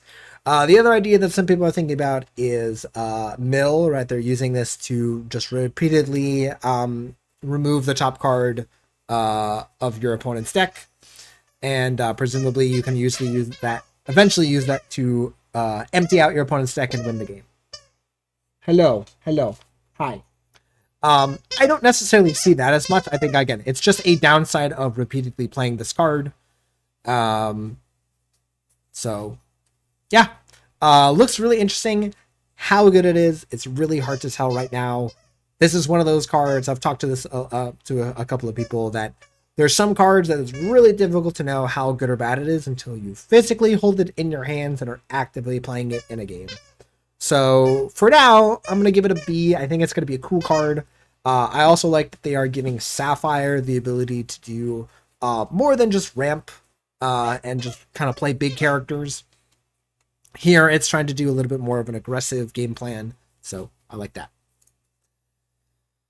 Speaking of ramping and putting cards in the inkwell, Radigan Greedy Genius here, 8 cost, inkable, 6/7/4 with Ward. Wow. And at the end of your turn, if you didn't put any cards in your inkwell this turn, banish this character. So, very, very strong card, but you have to continuously ink. If you run out of cards, this card goes away. So again, digging into the Sapphire mechanic, right, basically saying if you're going to put this card in your deck, you better be ready to ink so much.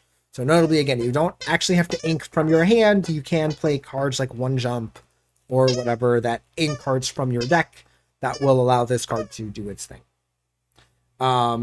But yeah, looks like a B. Again, I think it's going to be pretty good for, again, these kind of ramp decks that we've seen.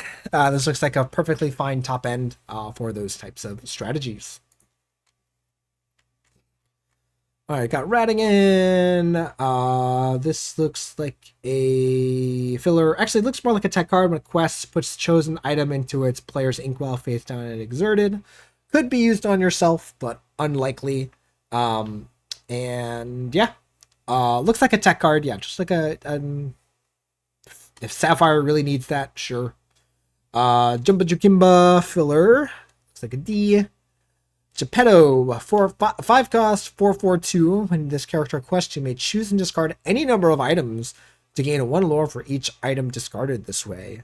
So potentially a huge lore gain if you have a bunch of items in play. It is unfortunately just a little slow, and it doesn't recuperate. Excuse me, it doesn't recuperate cards for you. So it's a pretty steep cost to gain a bunch of lore, but maybe that's good enough. Again, we have the Lumiere in Ruby, we have this, so maybe there's again some type of aggressive deck that's trying to gain a bunch of lore while playing characters that work with items. So maybe.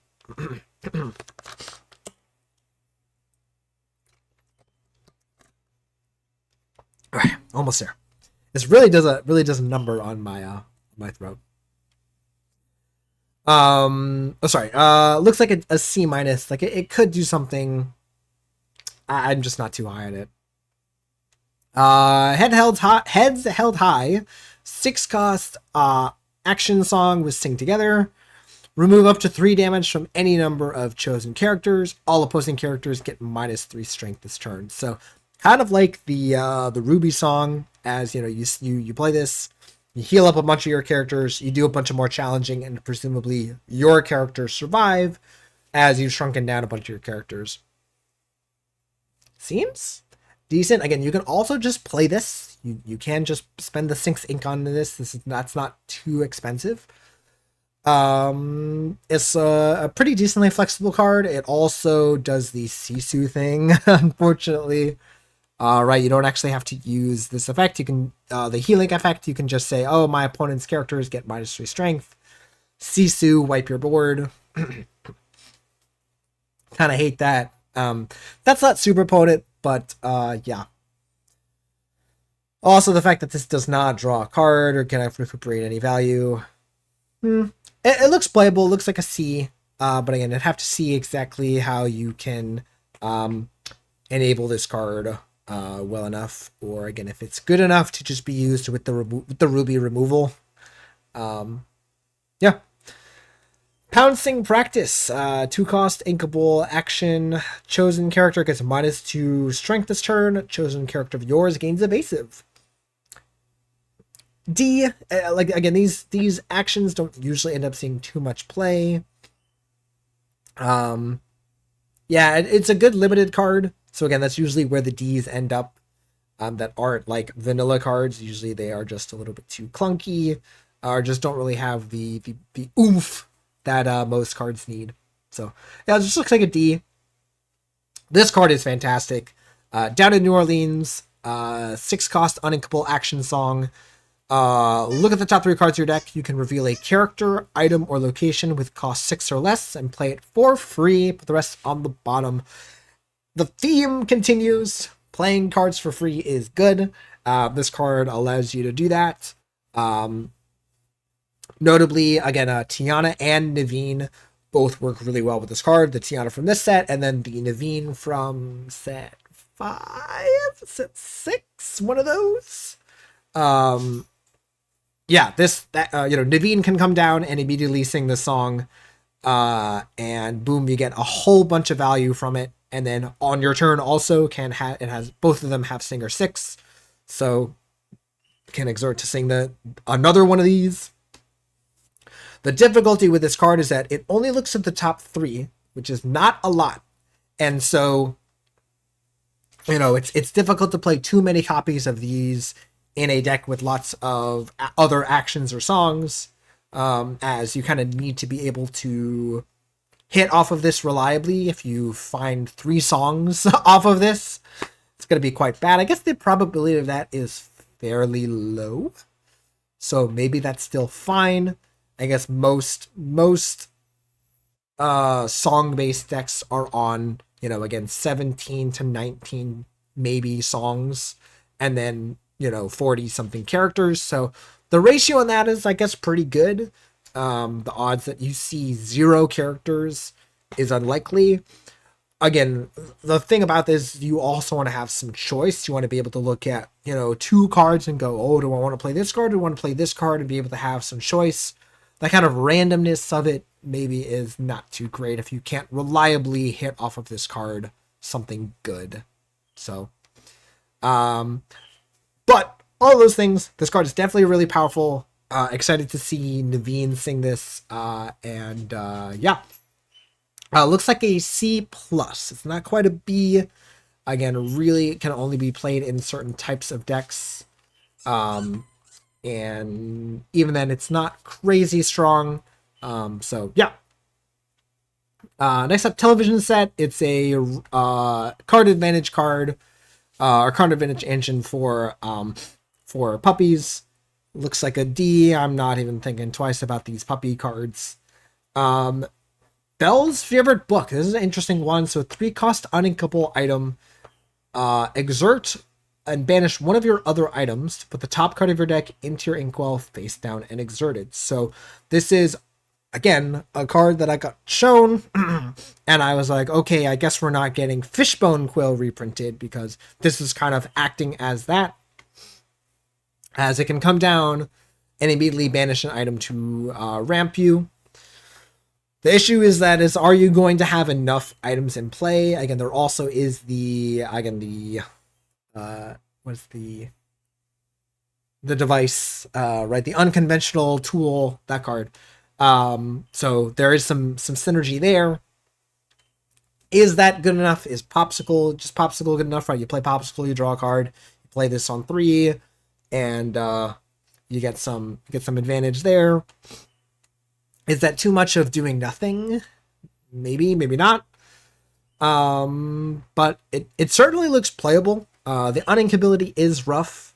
I wish this card was inkable, but looks fine.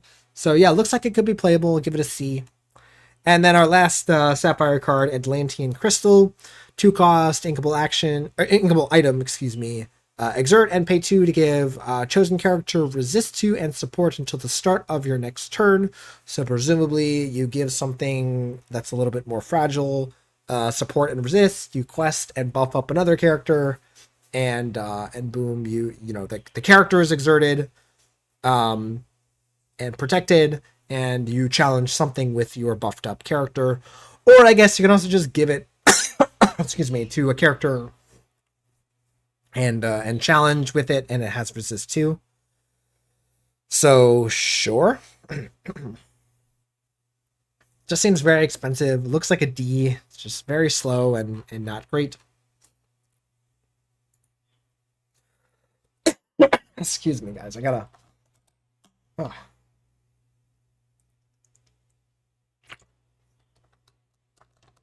Killing me good.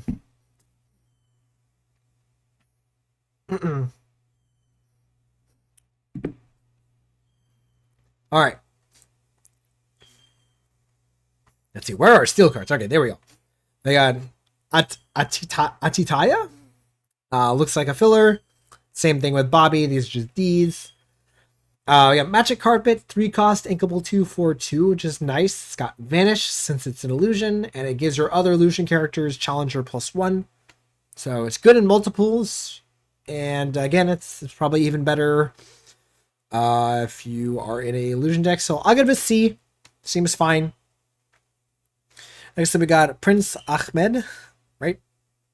I think that's the how you pronounce that. 2 cost, inkable 2/2/1. When you play this character, you may exert chosen princess character. I'll give it a T, but it's really more like an F. There's just not really a lot of cases where you're going to want to put this in your deck. Next up, we got Dump Truck.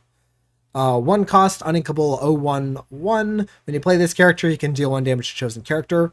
This is kind of interesting. It's also a pirate, and it's got it's a good card early. It's a little bit rougher later in the game, but yeah, it answers like things like Curse Merfolk and Lilo. So yeah, you can also do like stuff with the Madam Mim cards, right? You can deal damage with this, bounce it with Madam Mim, and then or kind of repeat that. So yeah, I don't mind that.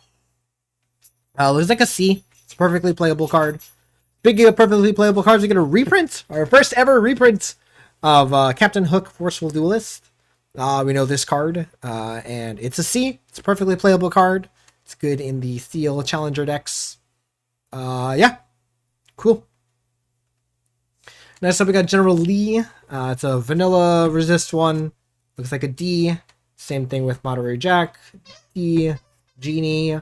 This genie is kind of relevant as it is a genie in steel, and we have a lot of Floodborn genies. And we have, I think, at least one in Amethyst, and we also have an Emerald. So maybe those genies can start seeing a little bit more plays. They have a little bit more shift targets. Toby Turtles got resist while he's exerted. It's fine. It's a C. These are all filler. D. Vinny is interesting. During an opponent's turn, whenever one of your characters is banished, you gain 1 lore. So again, kind of like the Jafar, Amethyst Jafar from the previous sets. Just a good card to have in an aggressive deck. The uninkable is rough, but I believe this was also see itself during an opponent's turn whenever one of your other characters. So it will not see itself, but still good. Again, preventing against those be prepared and stuff. Looks playable. It's a C. I'm just not quite sure what deck it actually goes in. Next up, we got Iago, 4 cost, inkable 3/3/2. While we have another exerted character in play, this character can't be challenged. It's kind of got like Omega Bodyguard. Cookie. So yeah, it seems fine. It's just you have to have another exerted character in play. Of note, again, if there's 2 Iagos, if you have 2 of these and they're both exerted, that's kind of interesting. So just off of that, I'll give it a C. I guess it can do something. It makes it more difficult to challenge. If you have this another character, they essentially need 2 characters to be able to answer Iago. As opposed to if it just had evasive, right? It wouldn't be as good. Next up, we got Nathaniel Flint. 2 cost, inkable 3/3/2. You can't play this character unless an opponent's character was damaged this turn. So it works pretty well with the dump truck that we saw earlier, as well as just having a 1-drop in play and just being able to challenge. Seems interesting. Again, it's just on the draw, it's a little bit better. Whereas on the play, you play a 1-cost card. They play a 1-cost card. Their 1-cost card is not exerted, so you cannot damage their guy. I guess even on turn 2, if you have fire the cannons, you can't do the thing because you don't have enough ink. So there's some issues with this card, but I think if we figure this out with this card, it's going to be pretty good.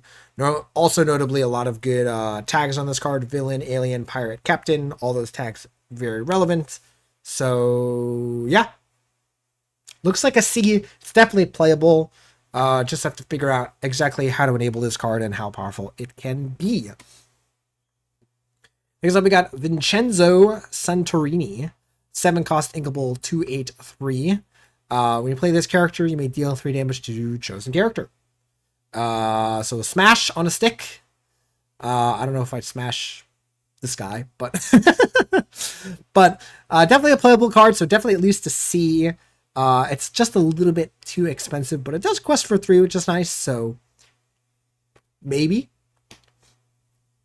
Yeah, I'll leave it as a C. Next up, we got the 2 steel legendaries. So we got Namari, Single-Minded Rival, 5 cost inkable 052. I'm going to go to its passive effect first because it gets +1 strength for each card in your discard. So not too bad. It can kind of grow over time, and it will because it's got strategic edge when you play this character, and at the start of your turn, you may draw and then choose and discard a card. So already, that has an on-play effect, so it's going to be at least 1 strength at the minimum, right? But then also, the moment it can start to challenge, it's going to be a 2/5, and again, if you have any other cards in your discard, it's going to get bigger. Works with Whole New World and stuff like that to get super huge. A lot of the steel, again, they've talked about they want the steel card draw effect to be looting, meaning you draw and discard. So yeah, exactly what deck this goes in and how good this card is, I'm not sure. The 5 willpower is nice, but not crazy. Can definitely see, I guess, like, again, I'm thinking of it in relation to, again, Maui Hero to All and Maui Shark.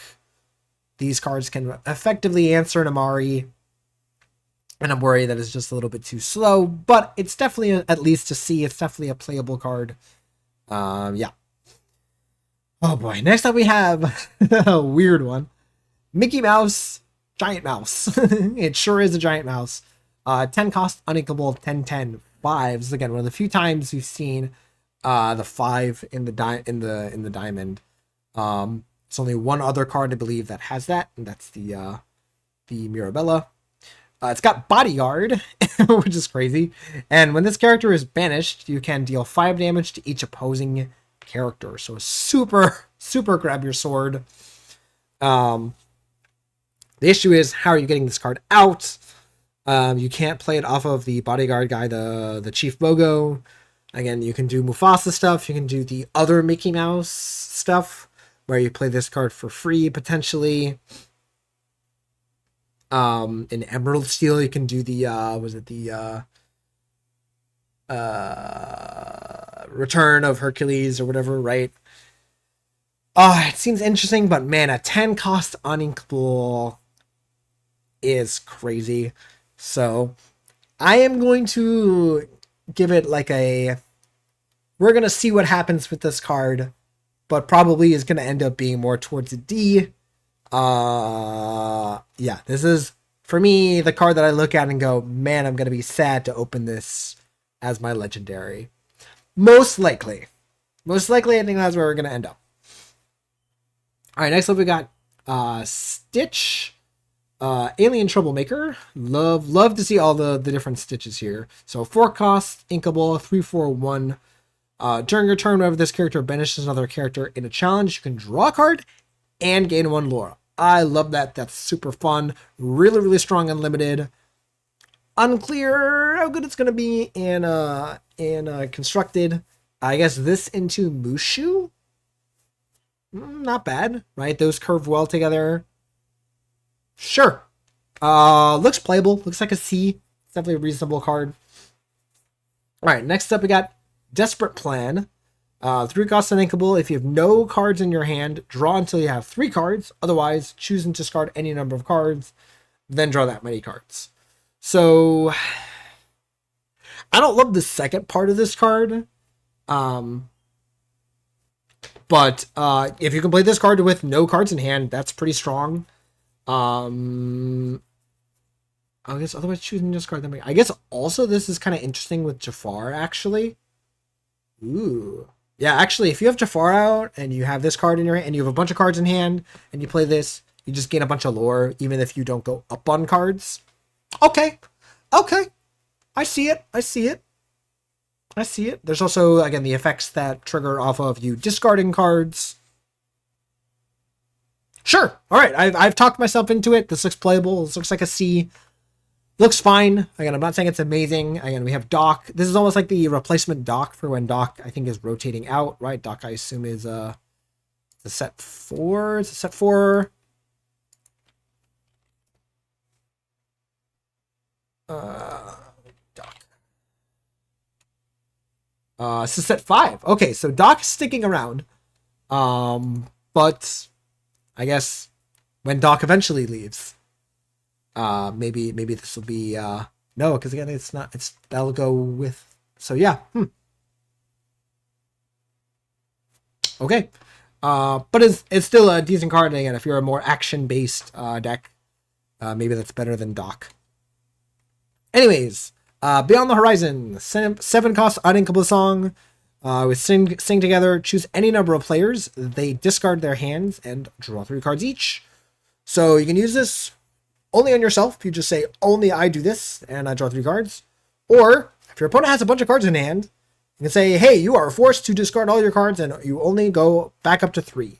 So it's kind of like again, this is another one of those cards that makes me think that we are not getting a reprint of Whole New World. And this is going to be kind of that replacement. Not replacement, but just kind of like, if you want to still do that thing, here's your worse, your worse effect. Again, it is nice that if your opponent has no cards in hand, you don't have to give them 3 more cards. You can just use this and say, you get nothing, I get 3 more cards. Cool. I love that. Yeah, looks playable, looks like a C. It's just you need to be in the right deck to sing it and make usage of the discard effect. Next up, Quick Shot, 2 cost, uninkable action, deal 1 damage, draw a card. C-, I think it is playable, but it is not great. It's just a little bit too expensive, not quite good enough, in my opinion. Yeah, I just don't think just dealing 1 damage is good enough. Unless you're in like Emerald Steel or Ruby Steel, where you really want to have a damaged character on your opponent's board or on your board, you can damage your own character. So yeah, I just don't really see that doing too much. Next we got Hamster Ball, 3 cost, uninkable. Sorry, did I say D like C, D, C-, D range? Yeah, Hamster Ball. You can exert and pay 1 chosen character with no damage gains versus 2 until the start of your next turn. So again, it's designed to work with Rhino, and right, he's got the no damage. This is an F. Like I think there's just, it's uninkable. You have to have a character with no damage on it. It's just, there are so many cases where this card just is not going to do a whole lot. I guess most of the time your characters don't have damage. You might convince me to move it up to a D, but I don't think this card is good. All right. And I think that's all for the mono ink cards. Again, I'm not sure where to end on this Mickey, but I hope maybe this Damari does a little bit something, because I really hate seeing all the legendaries not do a whole lot. All right. So now we're gonna go ahead and talk about the dual ink cards. We'll just kind of, again, go back through and talk about these dual inks. All right, so we're talking about the Amber Amethyst dual inks here. We'll just go by, again, the ones that we see and just go down the line. So we got Antonio Madrigal, 4-cost inkable, 2/2/2. Once during your turn, whenever one of your characters, sings a song, you can search your deck for a character with 3 or less, with cost 3 or less, reveal it, put it into your hand, shuffle your deck. Oh, the amount of words on this card, it's crazy. And you know how I feel about searching your deck. The developers did talk about, acknowledge, right, in their talk as well, that they also try to minimize the amount of searching, as well as just what is happening, how long are certain game actions taking. So I think this is fine. Again, I don't love to see it, but again, the magical cards do tend to do this a lot. And again, these magical cards tend to be on the lower power level. Sorry. But yeah, in terms of actual power level, it seems fine as you play this. You immediately use another character to sing a song, and boom, you get to go and grab another card. So it's kind of acting as an engine. Yeah, it seems good. It can go and get another aerial, right? You just grab another aerial spectacular singer. That's kind of nuts. Is that good enough? I don't know. Looks playable. Looks like a C. Looks fine. Next up we got Bruno Madrigal. So the super rares, 7 cost, uninkable, 3/7/2, shift 5. Whenever this character sings a song, you may draw a card for each character you have in play. Whoa, that's a lot of cards. Yeah, it's fine. Its stats are not great. The 3 power, yikes. Not a fan. Yeah, so it's like a C minus. It's not really that good. Like it has the potential to draw some cards, but yeah, I'm not that excited for it. Where is there should be 2. There's one here, and then there should be one more. Pua. There we go, Pua. 3 cost inkable, 2/2/1. Bodyguard. When this character is banished, you can draw a card. See, perfectly playable card. I really can't say anything bad about the card. The stats are not great. But the fact that this just cantrips, right? You just play it, it protects your character, your aggressive. Again, excuse me.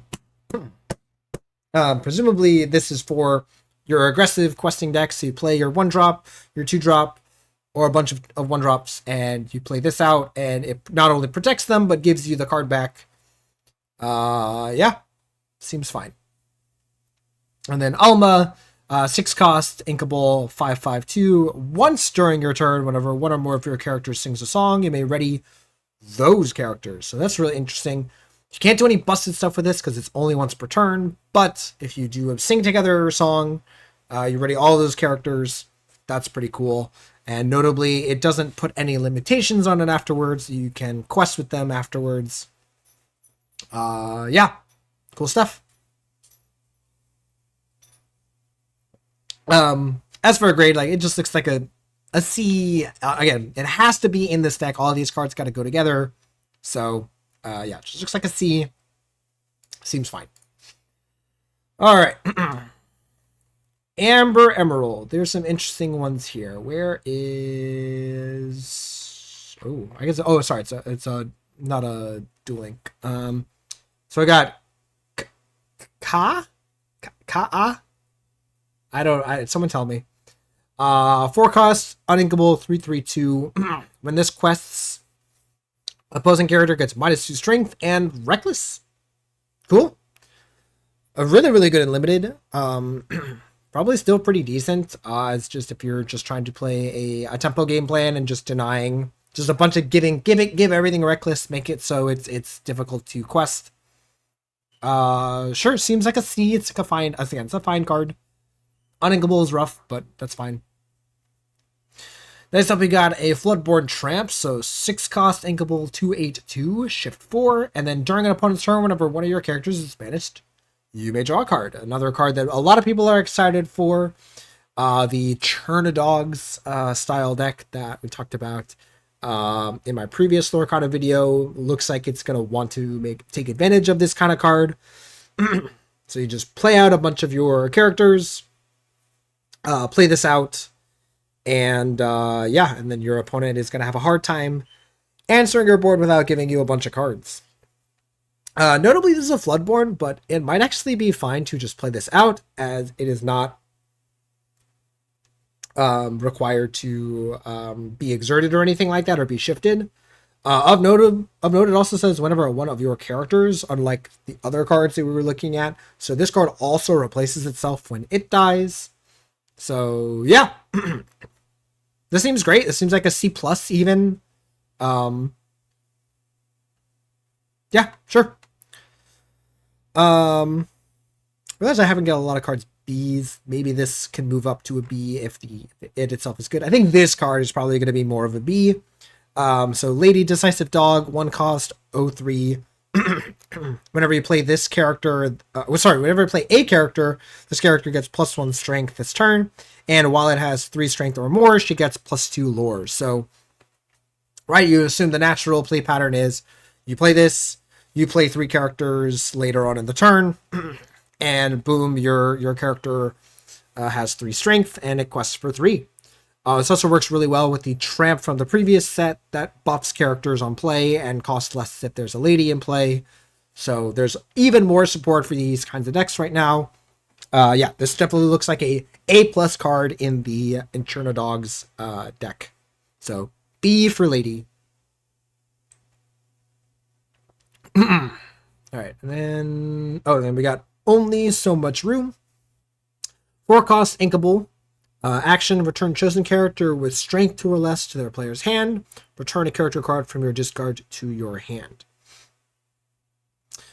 So, I guess if you play this out after one of your characters has died, been banished, maybe there's a character that's preventing some of your characters on board from questing. You bounce and get a character back. It just seems like, again, I'm not sure exactly what deck this goes in. The fact that this is an action and not a song means it's that much weaker. This looks like a D. It's so hard for me to envision this card being used. Yeah. It's not that it's not good. It's, again, getting a card back from your discard is really nice, as we've seen. But yeah. I'm just not quite sure if that makes the cut. So D for that. And I think that's it, right? It was that. Sorry, I always have such a hard time keeping track of that. Yeah, those 4 cards. Cool. All right, this will be an easy one. Amber Ruby. So we got Minnie Mouse, Daring Defender here. 4 cost, inkable 08, 1 with Bodyguard. And she gets +1 strength for each damage on her. So again, kind of like the card that we saw previously, where it's always going to have 8 points worth of stats. Presumably, if your opponent has only characters and is not banishing this with an action, they challenge with their first thing. It survives, but doesn't take any damage, but Minnie gets larger, and then the next character that challenges into this takes more damage theoretically.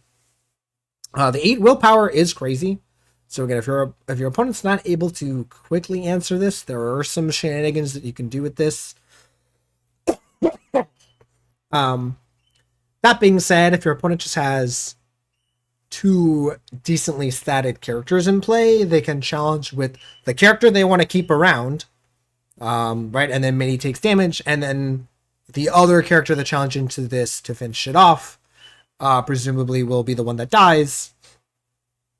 So, yeah. It seems fine. It seems like a C. I just, I'm not too impressed by this card and what it can potentially do.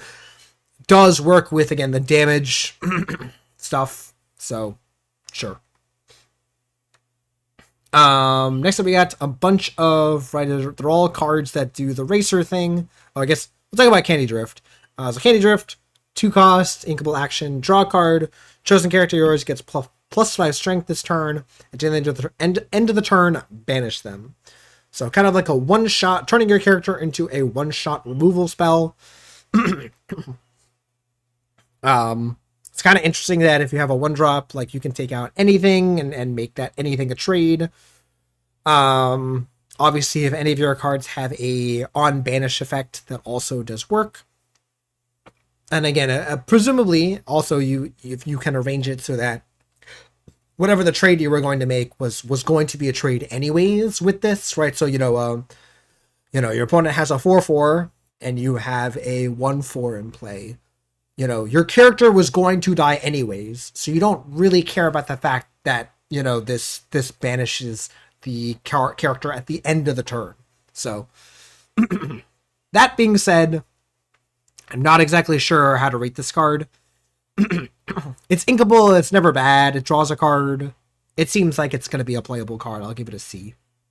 Alright, let's talk about these racers. So we got King Candy, 3 cost, inkable, 3/2/1. When this character is banished, you may return another racer card from your discard to your hand. So notably, it can be another King Candy. So you can kind of do the Hades loop from set 1, right, where you just continuously get back King Candies and replay them and they loop each other.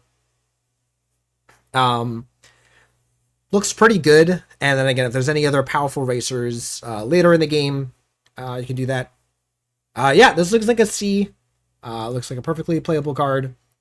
And then Wreck-It Ralph here is interesting. 7 cost, uninkable, 7/5/1 with shift 5.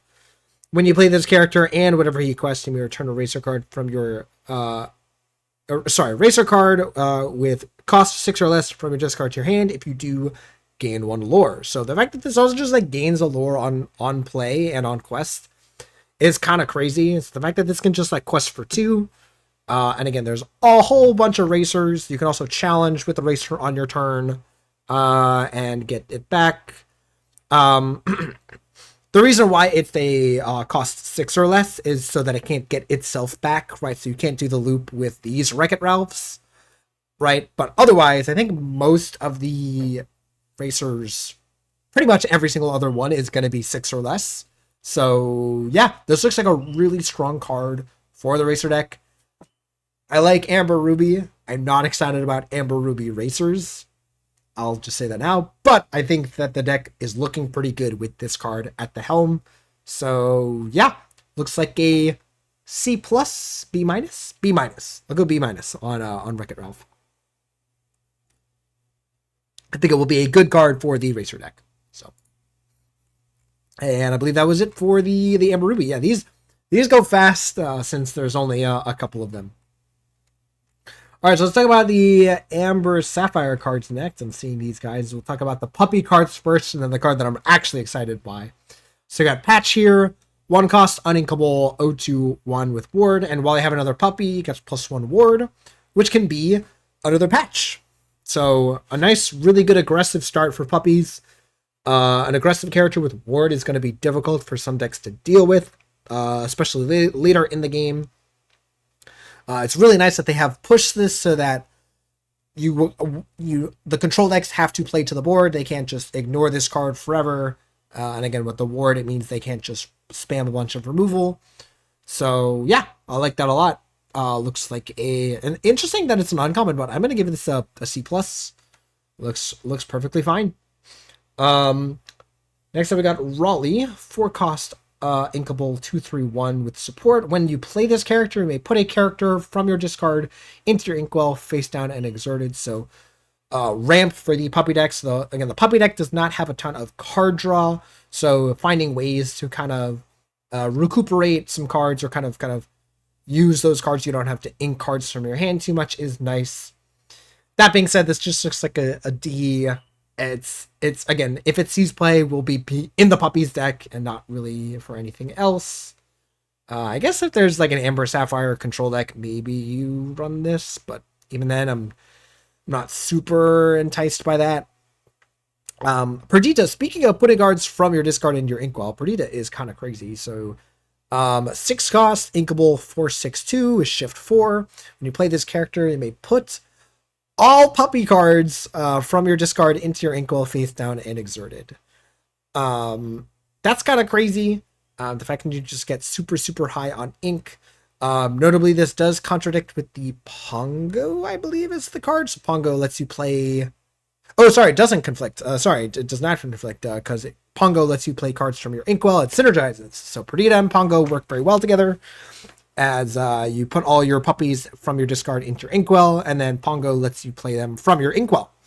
So yeah, very, very strong potentially. Notably, we have reprints of Dalmatian Pup.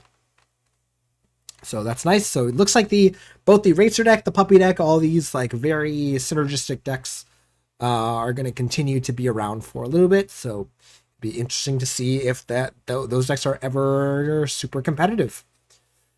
And then for our last dual ink here, Ludwig von Drake, 2 cost uninkable 1/1/1. And then when you play this, revealed a chosen player opponent, reveals their hand and discards a non-character card of your choice. So if you're following, this is Bare Necessities on a stick. And then when this character is banished, you may put this card into your ankle face down and exert it. Fantastic. Like a really, really strong card. Just some early disruption plus recuperating the value and going into the inkwell. This is what I want to see from from dual ink cards, and it makes a ton of sense for Amber Sapphire. Kind of takes the best of both worlds, right? The first part being the Amber side, the bare necessities, and then the second part being the Sapphire ramp portion. Perfect kind of eloquent design of taking both of the mechanics, putting them into one card that also makes the card better. Just for design, I'm giving it a B plus. I think, or sorry, a B, not a B plus, B. I think it's gonna definitely make people try to build something in Amber Sapphire. All right. Next up, Amber Steel. So let's talk about the well, I guess we'll wait. We'll find it. It's down here. The where's the Rhino? I was gonna wait to talk about it, but I'm just gonna talk about it now. Where's Rhino? Rhino. So 4 cost inkable, 4/3/2 with shift 2. While this character has no damage, he gains resist 2. Whoa, that's crazy because again, as you saw, we have a Rhino that we can shift early. So I go turn 1 Rhino, turn 2 shift, and boom, you have a character that's questing for 2 that also is quite resilient. There's not a whole lot that can effectively answer this card on turn 2 while it has resist. So yeah, it can start singing songs, it can start questing, it can start challenging. Yeah, this is going to be quite a doozy of a card to deal with. So yeah, B plus. Only because, again, if it were not a dual ink card, it would be an A. But obviously, since it can only be in the Amber Steel color combination, it's a little bit limited in what it can do. Yeah. Choose your person. 1 cost action. Choose one. Remove up to 3 damage from chosen character. Or remove up to 3 damage from each of your characters with bodyguard. So again, that Amber Steel bodyguard theme coming in large here. Looks just like a C minus. I mean, the healing part is nice. That you just use this as just a heal. If you have a bunch of bodyguards in play and you do a bunch of challenging and then you play this, I guess it is pretty good. Sure. C minus. Again, specifically only in the bodyguard deck.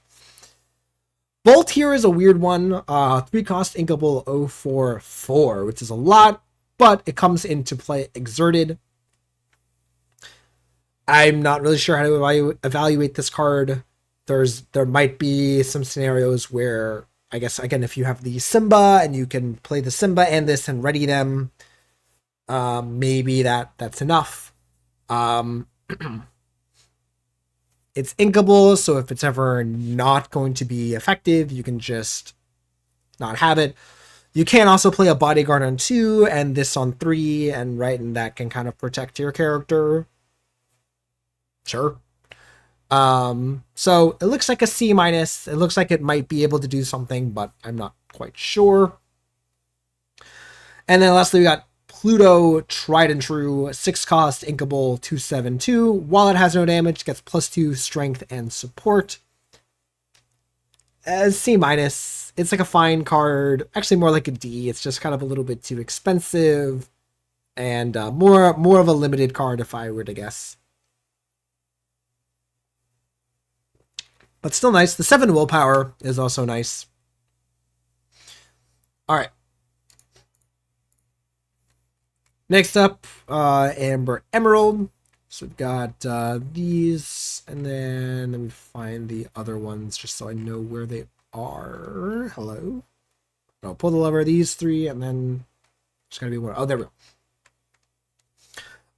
So let's talk about the other one, and then we'll talk about the pull the lever stuff. So we got Magic and Dispel, 5 cost uninkable 3/3/2 with evasive. When you play this character, you may return another character of yours to your hand to draw a card. It's kind of interesting. It's again kind of like a meta mim where, you know, it's not the best effect, but you kind of go up on 2 cards because you save a card that presumably was going to die to a challenge, and then this is in play as a decent evasive quester. It's just to see. It's a perfectly fine card. Again, there's the evasive decks, right? The evasive aggressive decks. I could certainly make usage of this card. Yeah, just to see. It's not incredibly overpowered. It's just, yeah, it's not bad either. Sure. All right, so let's look at Cusco here, and then some of these cards. So, Cusco Impulsive Llama, 7 cost inkable, 5/5/2 with shift 4. When you play this character, each opponent chooses one of their characters and puts that card on the bottom of their deck.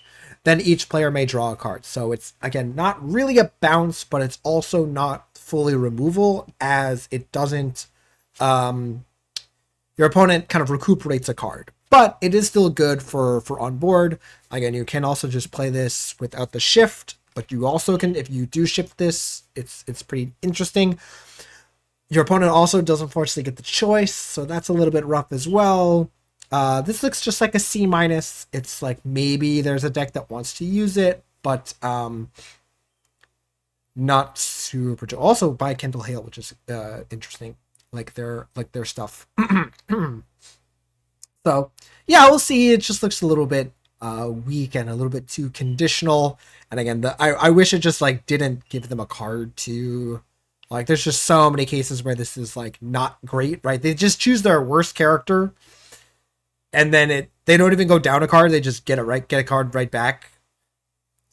Yeah, not a fan. I actually don't think I'm a fan of this. Yeah, I think C- is where I'm ending up. All right, next let's look at Pull the Lever. So 3 cost inkable action. Choose one. Either draw 2 cards, or an opponent chooses and discards a card. So notably, you know, some people might look at this and go, it's Friends on the Other Side. This is an action, not a song, so it's infinitely, like, it's just that much more restrictive. The option of, you know, your opponent has 1 card in hand, you've got a ton, and you could maybe nab their last card. It's kind of interesting. So yeah, don't hate this card in and of itself. It's just a little bit lacking, and the choose one aspect of this card is not that great, as most of the time you're probably going to be choosing to draw 2 cards, as that's just often going to be worth more than having your opponent go down 1 card. But this is incredibly relevant for Yzma on Edge, as it's a 6 cost uninkable 3/6/2 that says when you play this character, if you have a character named Pull the Lever in your discard, you may search your deck for a card named Wrong Lever, and reveal that card to all players. Put that card in your hand and shuffle. So if you have a card named Pull the Lever in your discard. So the way this works is if you have Pull the Lever in your discard, you play this and you go and grab Wrong Lever, which says put a card named Pull the Lever from your discard on the bottom of your deck. To effectively remove a character, right? Put a character on the bottom of their player's deck.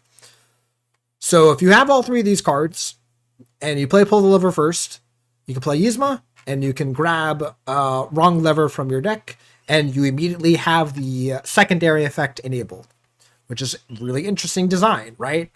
So there's the question of, maybe there's a way that we can make this a little bit better, as this card requires you to just have the card in your discard. It does not require you to have played the card. So if you can, you know, if it's too slow or too expensive to play Pull the Lever, you can play cards that discard the card, and then you can play Yzma. Yzma will see the Pull the Lever in the discard, and you can go ahead and grab the Wrong Lever and go ahead and nab that off. Yeah, pretty interesting in terms of play pattern. In terms of deck building and actual competitive viability, I'm not sure that any of either Yzma or Pull the Lever is really going to be good enough. Maybe Wrong Lever just by itself of just being a bounce is nice. Maybe if that's the case, you do just want to just run a couple of pull the levers and Yzmas, as if you ever just pull the lever and you have Yzma in your hand, you're going to find some way to discard it or play it and kind of get that combo off. It's nice that this combo, each of these cards can just kind of do its thing on its own. It's not really super reliant on all the other cards being around. So yeah, the issue is that it is just a little bit slow, right? Pull the lever is not a particularly fast card. Yzma is a 6-drop uninkable, and then even after you do all that, wrong lever is an action, not a song, right? None of these are songs, so it all seems a little bit slow. That being said, I think Yzma is a C. It's definitely a playable combo. It just might be a little bit slow on the play, or slow in the execution of it is what I mean. All right, let's look at Ruby Amethyst. There's some good Ruby Amethyst cards here. So first we'll talk about Hades, Ruthless Tyrant. So 7 cost, uninkable, 3/6/2. When you play this character and whenever he quests, it can deal 2 damage to one of your characters, to another chosen character to draw 2 cards. So again, the Ruby Amethyst mechanic is definitely moving damage, right? You deal damage to your own characters, then you use cards to move damage onto opposing characters and kind of repeat. In addition to that, there's also a ton of characters that do things when they're banished. So you have Diablo and Cusco that draw cards when they're banished. So you can quest with them, do whatever with them, and then play Hades and kind of recuperate the card disadvantage of killing your own card, so to speak, because they draw you a card. So, Diablo plus Hades is a draw 3, right? And then also it gives you a reason to play these cards later in the game as, if you play a Diablo and you don't think it's going to be particularly relevant to the game state going forward, again, you can quest with the Hades, immediately kill the Diablo you just played, and draw a bunch more cards. And yeah, and that can be the case with the Diablo cards, or again with these moving damage cards. I don't think there's any in the Duel Links here, but there was definitely some in the previous sets, like the Mother Gothel from the previous set, and just plenty of these Amethyst cards that want to move damage around. Being able to just apply that damage to yourself and then immediately start moving it around is pretty useful. And then all of that, plus the fact that you just draw a bunch of cards. This card seems very strong. The fact that it is, again, kind of like Hiram, on play and on quest effects, if they are able to be used over and over, are going to take over the game. So, yeah. Looks really, really strong. So it looks like a C+, looks like a B-. These dueling cards, you have to understand, only in these decks, and they're doing hyper-specific things most of the time, so you have to kind of contextualize that. But yeah. Next up, Madame Medusa. When you play this character, deal 2 damage to another one of your characters to return something that costs 2 less to their player's hand. This, I know some people are high on. I'm not as high on. Again, I guess it's decent both on the play and on the draw. And you do kind of just have to do whatever you can to kind of stifle the aggressive decks. But the fact that this is cost restrictive instead of power restrictive is a little bit rough to me, where there's probably some 3 or 4 cost cards that you'd love to be able to bounce with this, but you can't. So, that being said, it's perfectly playable. Looks like a C level card. It's a perfectly acceptable card. Next up, we got Madame Mim Rhino. Really interesting that we have this Madame Mim here, as the other Madame Mims look like they might be rotating. Again, we don't know. I don't know if they're being reprinted or not. I have no information. But 6 cost, uninkable, 6/5/1 with shift 2. When you play this character, banish her or return another character you control to your hand. Sure. The 6/5, so 6 cost 6/5 is not great. Again, so presumably you'd want to be shifting this. But what are you shifting this on? Right? And then you essentially have to have 2 characters in play if you want to shift, because you have to shift and then return a character. Right? that being said, you can have, if you play a Madam Mim on 2, like, so there's Madam Mim Snake, or there's like the non-bounce Madam Mim, the one that gets Challenger, right?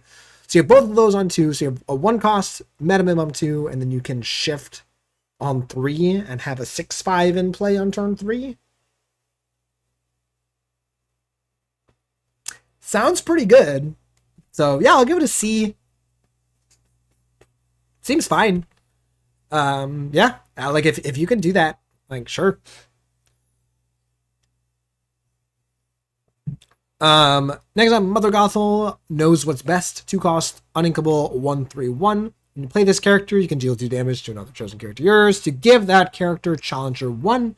And when this character is banished in the challenge, return this character to your hand this turn. So really, really strong with the 1/3 1-drops, right? The Olafs, the Minnie Mouses of the world, right? You deal 2 damage to them, you challenge into something for 2, and then if it gets banished, it goes back to your hand. You can play this later in combination with other cards for a little bit better of an effect. And yeah, cool.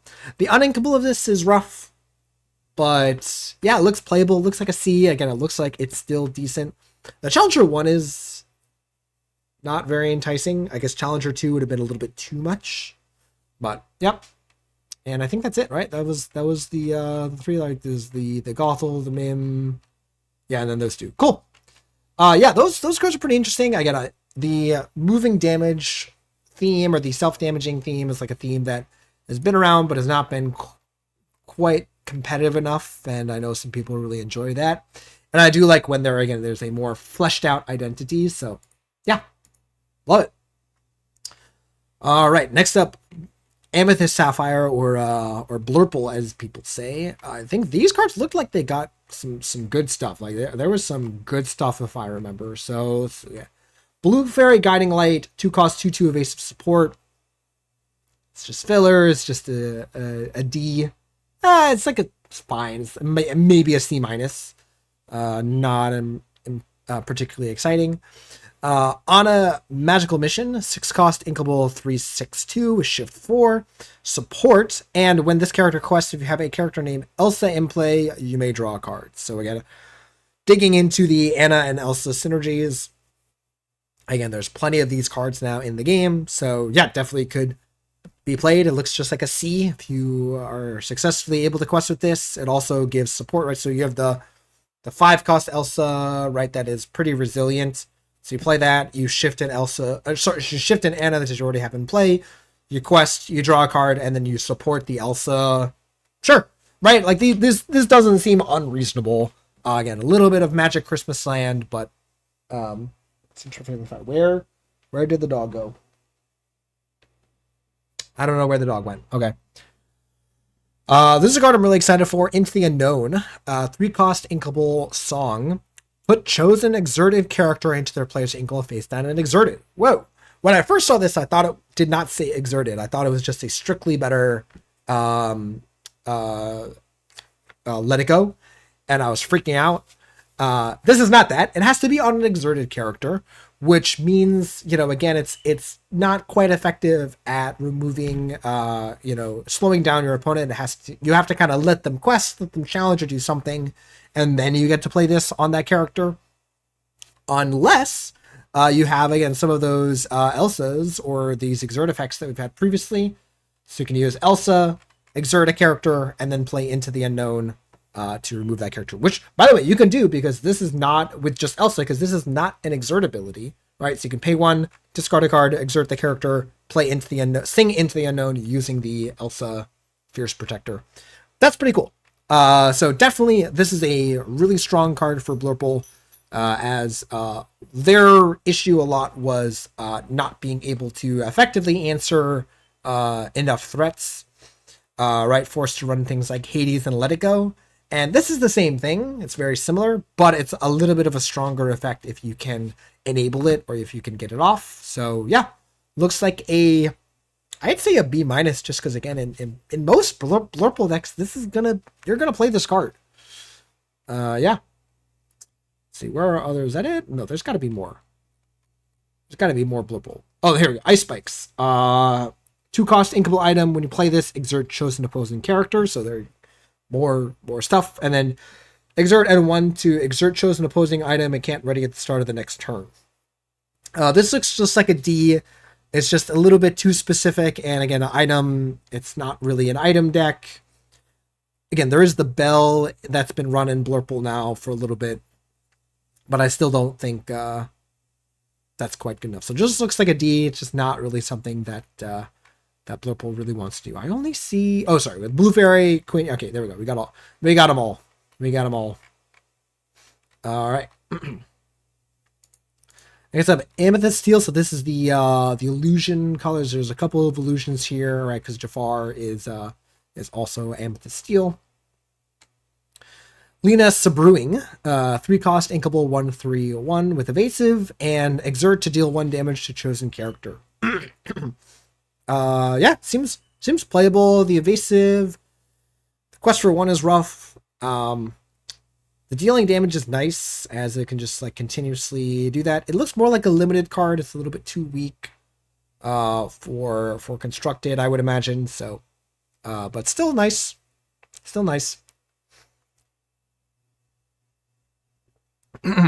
Next we got Abu, 6-cost inkable 3/7/1. It's got the vanish, and when a quest, you gain lore equal to the lore of chosen opposing character. That's a pretty interesting effect. This will help in a race, right? Because just verbatim, it's going to quest more than whatever your opposing character, they have, right? If it quests for 2, this quests for 3, essentially. My nightmare with this card is just it has vanish. So just imagine paying 6 for this card and your opponent targets it with anything. That's gonna feel so bad. So yeah, not a fan of that. So that's kind of my nightmare scenario. Again, there's also the Jafar card and stuff that like help out your vanish card, your illusion cards. But yeah, I think I'm giving this a D. It's just too expensive, and it's just that nightmare scenario is just always going to be in my head. So next we have the Sultan, 5-cost uninkable 5/5/2 with vanish, and then whenever one of your illusion characters quests, exert chosen opposing character. So nice effect. It counts itself, right? So when it quests, it exerts an opposing character.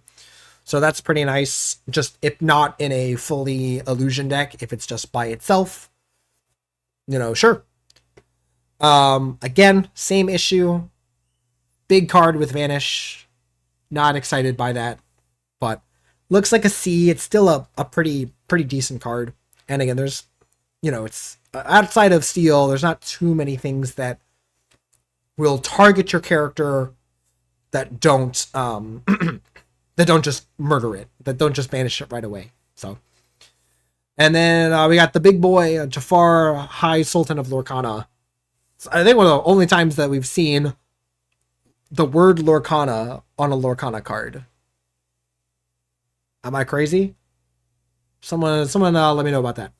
5-cost uninkable 4/4/3. So questing value is pretty nice. And when this quests, you may draw a card and then discard a card. And if you discard an illusion card, you get to play that character for free. So that's very exciting. I hope that is good, because that's a pretty exciting card. Again, in our previous set, we had the Jafar from the illusion Jafar from the previous set, and there was 3 illusions. There's way more support this time. I'm still not sure if it makes the cut, but for now, we'll give it a C and move on. And there should be one more guy here, right? Or am I bad? Am I just terrible at counting? 1, 2,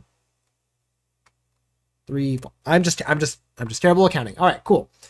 Moving on. Emerald Ruby. We got Alice. 6-cost inkable 2/6/2, shift 3. When this character quests, put 1 damage counter on each other character. So initially I was like, you just continuously put damage on your opposing characters, but it puts damage on other characters, which is rough. So that's a little bit awkward. There's still this Ruby Emerald damage. Having damage on stuff matters. We'll see with this Queen of Hearts here as well. So yeah, that's all cool. I don't think I've seen any cheap Alice's, right? I don't believe so. So I'm not even sure what we're shifting on this. So it seems weird. It's just super hard to evaluate these Ruby Emerald cards because, again, the deck I've played against these types of Ruby Emerald damage matters decks, and they do cool things. Just a lot of it is a lot of stuff that has to get combined together. So, yeah.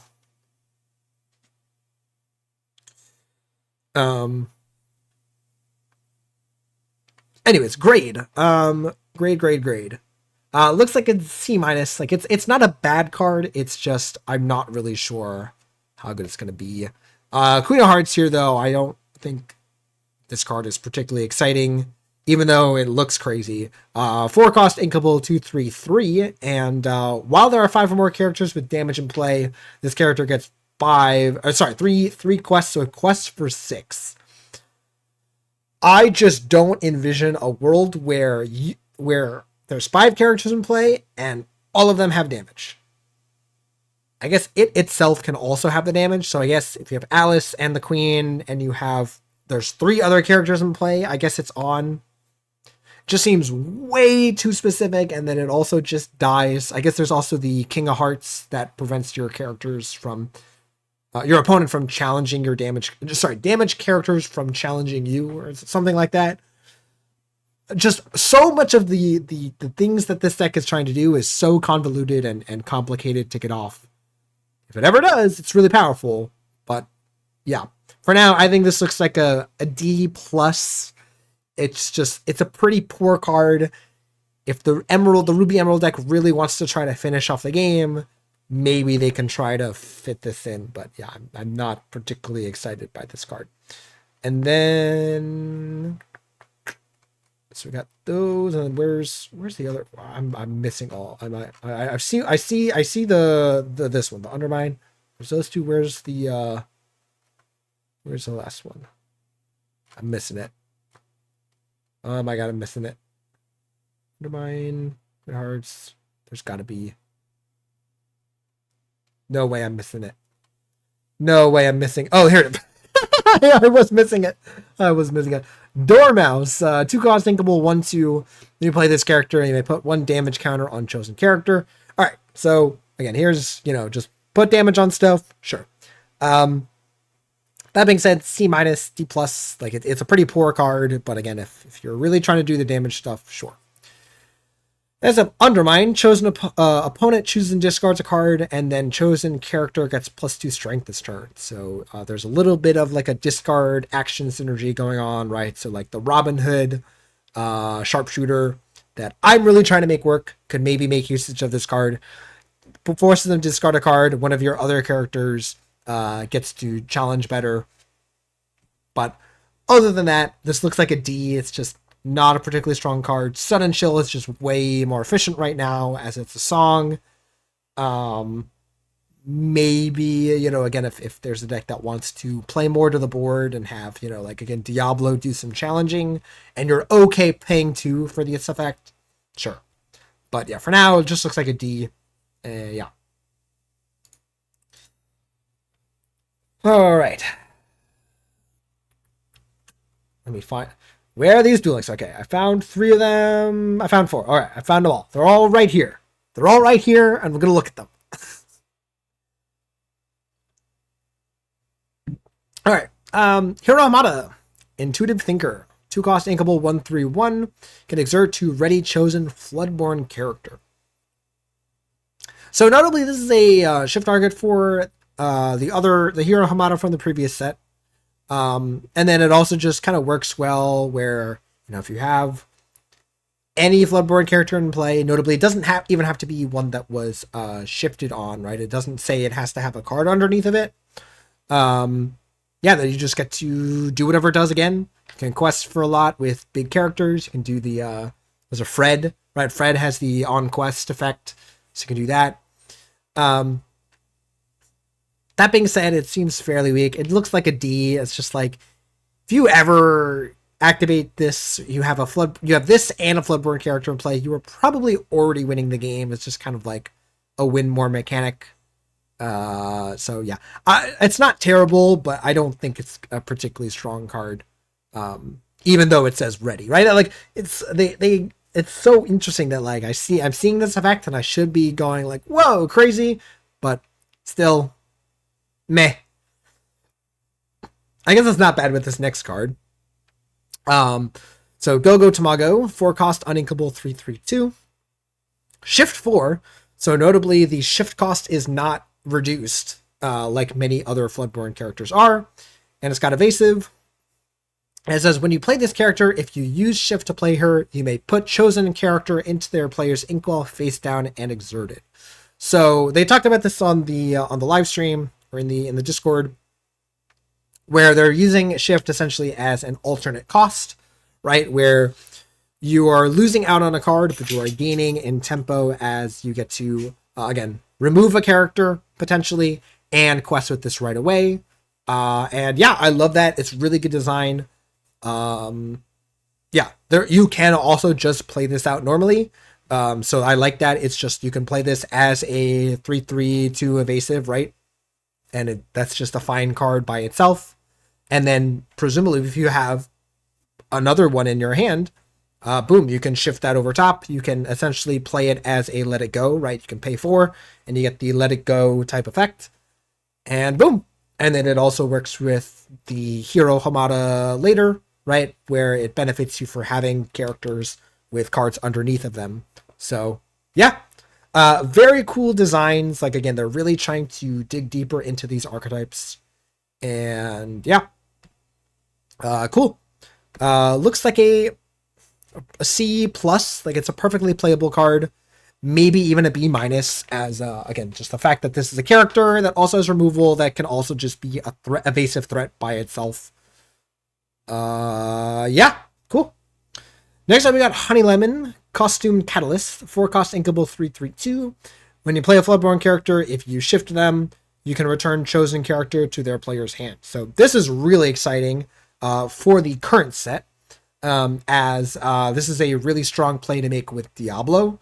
So, you know, you play a Diablo on 1, you can ramp on 2, and then play Honey Lemon on 3, and immediately shift out your Diablo Devoted Herald and bounce a card.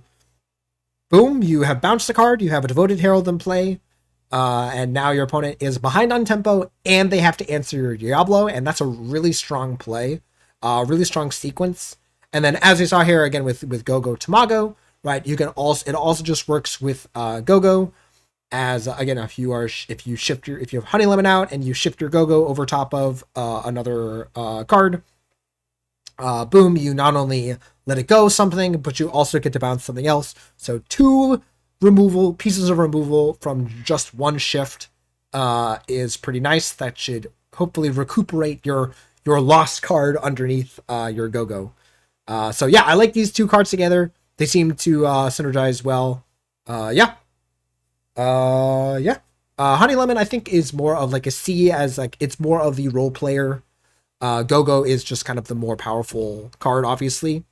But I like Honey Lemon. I think I'm interested to see if that card does anything. Again, Emerald Sapphire is not really my cup of tea, but still. All right, and then we got Jeweled Collar here.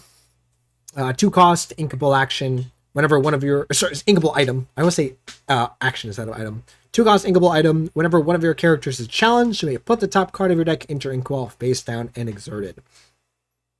So that's a really interesting item to put out.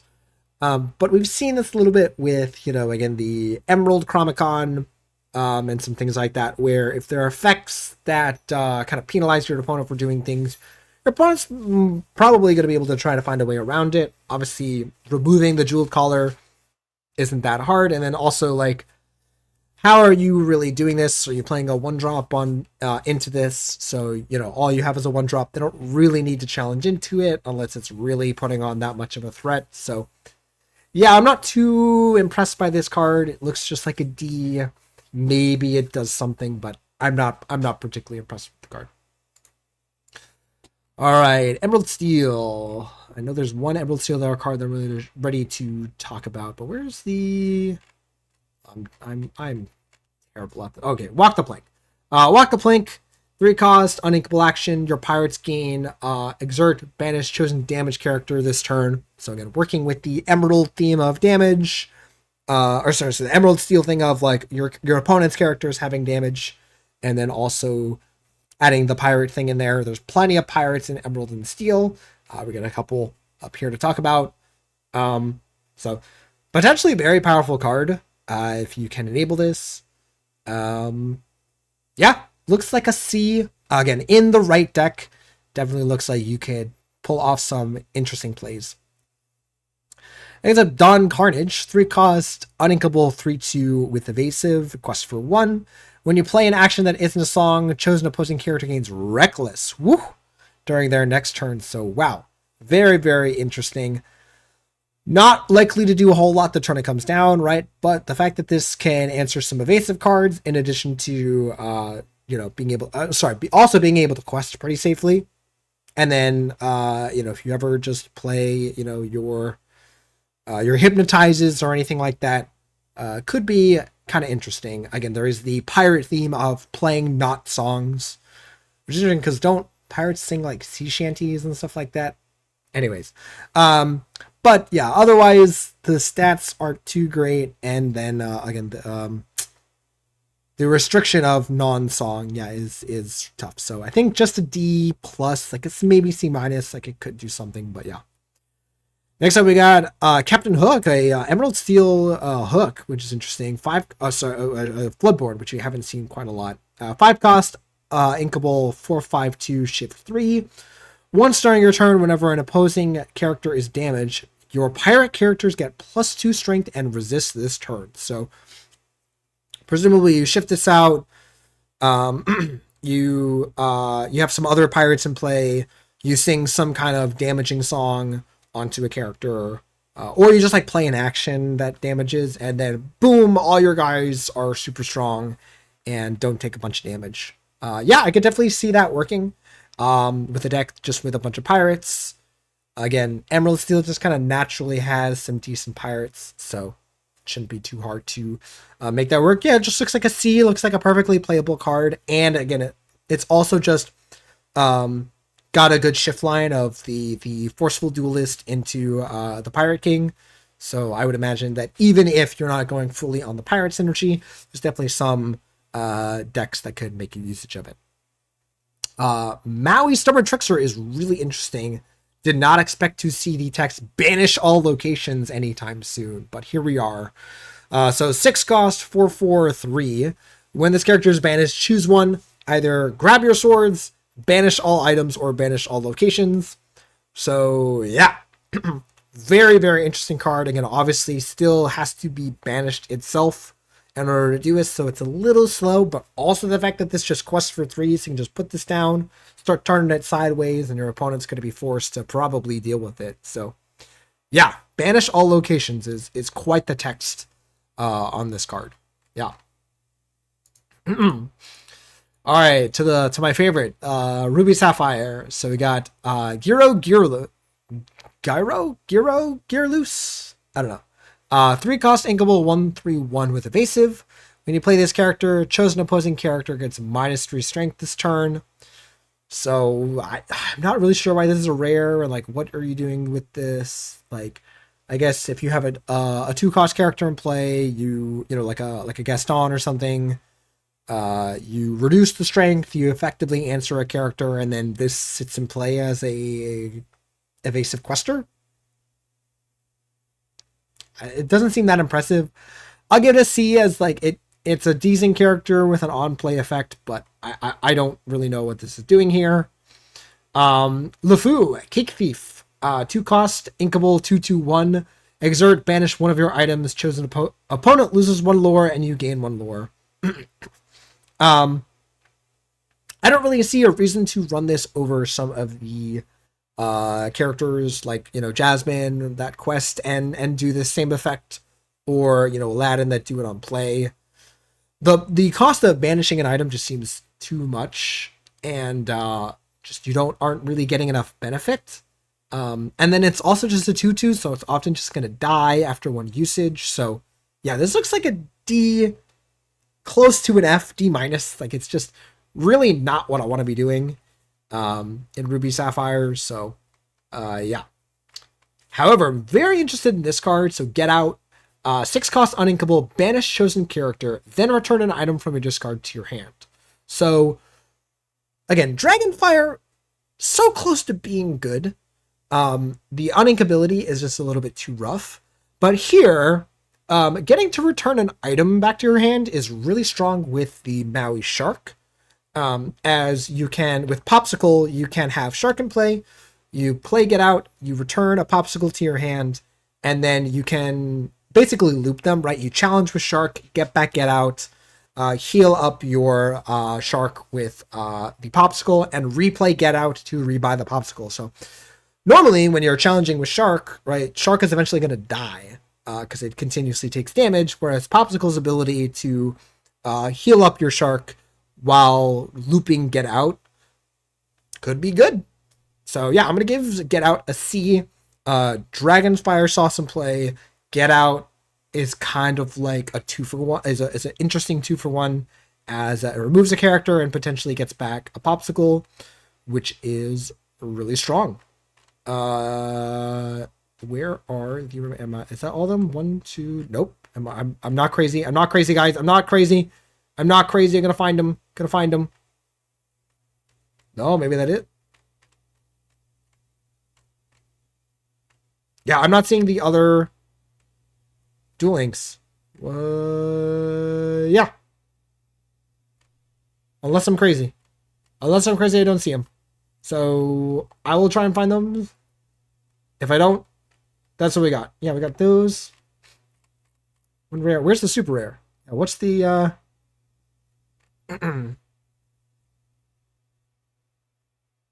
yeah, I'm not seeing it.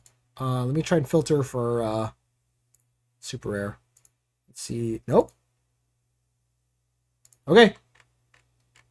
As far as I'm aware, it does not exist. So yeah, we're gonna move on.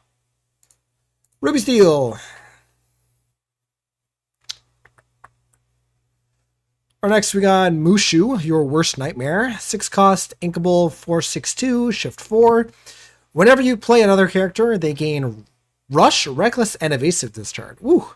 So they are forced to challenge, but yeah, they can pretty much challenge whatever they want. And yeah, in Ruby Steel, that seems interesting. Looks playable. Looks like a C. It's perfectly fine. Again, it kind of works with the the other Mushus. Yeah. Oh, okay. I know I'm crazy here because I know there's got to be more than just that. Okay, there we go. Okay, Mulan, charging ahead, 4 cost, uninkable, 3/3. No quest value because it's got Reckless. And then during your turn, this character gains Evasive, and it can challenge ready characters. So really, really good into Mushu. So Mulan into Mushu from the previous set is going to be quite a strong play. Yeah. However, there are ways to kind of get around it where, you just leave. I guess, sorry, not leave. I guess there's no real way to go around it, as, yeah, you just kind of, I mean, if you just leave a big character in play and that's the only thing that can challenge, maybe it just kind of dies and doesn't do anything, which is rough. But them's the breaks. Presumably that doesn't happen because, yeah, you are playing Ruby Steel and you are trying to attack people. Next up, we got Light the Fuse, deal 1 damage. Oh, sorry, 1 cost uninkable, deal 1 damage to chosen character for each exerted character you have in play. That's kind of interesting. Yeah, you just have a bunch of characters in play, you quest out, or you challenge a bunch of stuff, and then boom, you nuke something for a bunch of damage. Sure, seems playable. Seems like a C. It's like a Fire the Cannons, right? All you need is 2 characters in play for this to be like Fire the Cannons, and then if there's any more, it's just even better. Yeah. Right, it's almost like a defensive card, right? It's not really an aggressive card. You're not really trying to take out sorry, it's not a defensive card. It is a more aggressive card. Is you want to quest out or do things, gain your advantage, and then use Light the Fuse to protect what you already have in play, right? So, yeah, seems fine. Seems like a playable C level card. Next up, the Coachman. 2-cost Tinkable 2/2/1. While 2 more characters of yours are exerted, this character gets +2 strength and evasive. Okay, so again, kind of digging into this. I want to exert my characters. I either want to quest with them or challenge them. Sure. It just looks more like a D, as really only getting to strength. Like if you look at just like Jafar, right? Jafar is the same if you're trying to challenge opposing evasives, just like 1 less strength. So it's just like so much easier. Whatever Jafar, Vizier, whatever it is. So yeah, not too impressive. But still it's not, there's worse cards. All right, and I think this is our last Duel Links, right? Because we got Amber Steel, yeah, we went down the line and then we kind of backed up. So yeah, I think this is our last stuff, and these are some interesting ones because they've dug deep into the hero and ally stuff, and I love that they are right here for me to look at. So we got Arthur, 4-cost Inkable, 6/6/3. Whoa! But you skip your turn's draw step, right? So you no longer draw a card at the start of your turn. And that's the cost of having this hugely static character in play. Wow. Yeah, really, really impressive card. Your opponent's definitely going to want to answer this. So the downside of this card is kind of minimal, as if your opponent's not answering this, you're questing or you're having a huge 6/6 in play. And there's plenty of ways to draw cards. Cough, cough, Jasmine. So yeah, there's definitely ways to counteract the disadvantage of this card. Dock also, by the right, Dock, you eventually play out the rest of your hand, and then boom, Dock gives you 2 more cards. So yeah, I think this card looks great. It looks like a C+ to me. Yeah, just like a run-of-the-mill card.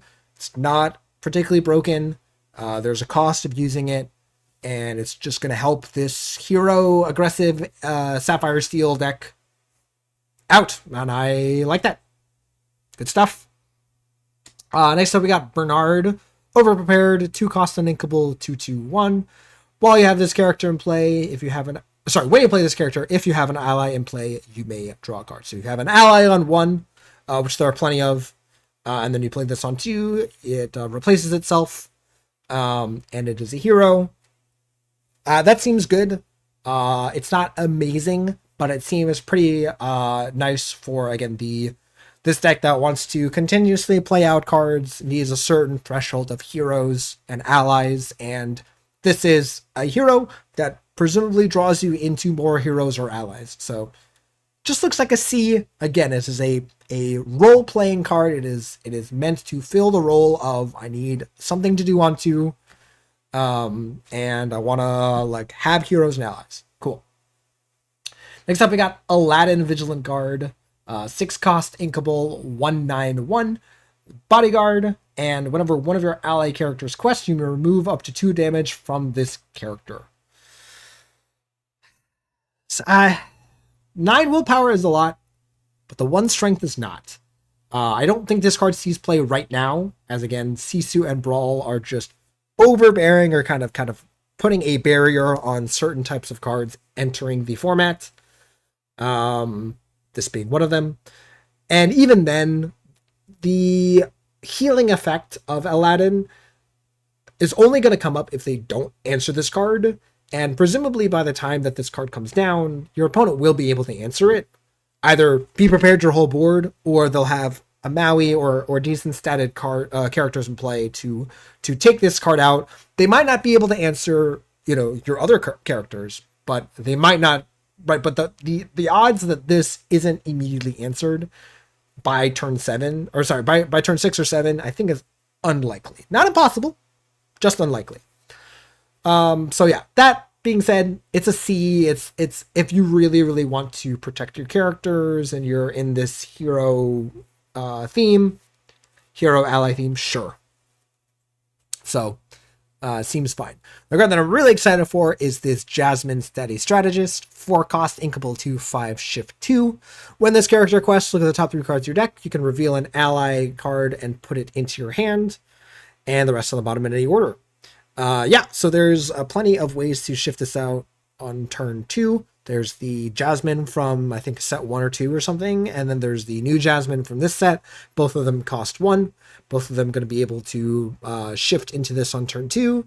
This card can quest, get you some cards flowing, and then, you know, there's really not too many things that can answer, again, this on turn 2 or 3. So that's super nice. And then there's also plenty of ways for this card to sing songs. Again, Zeus, Strength.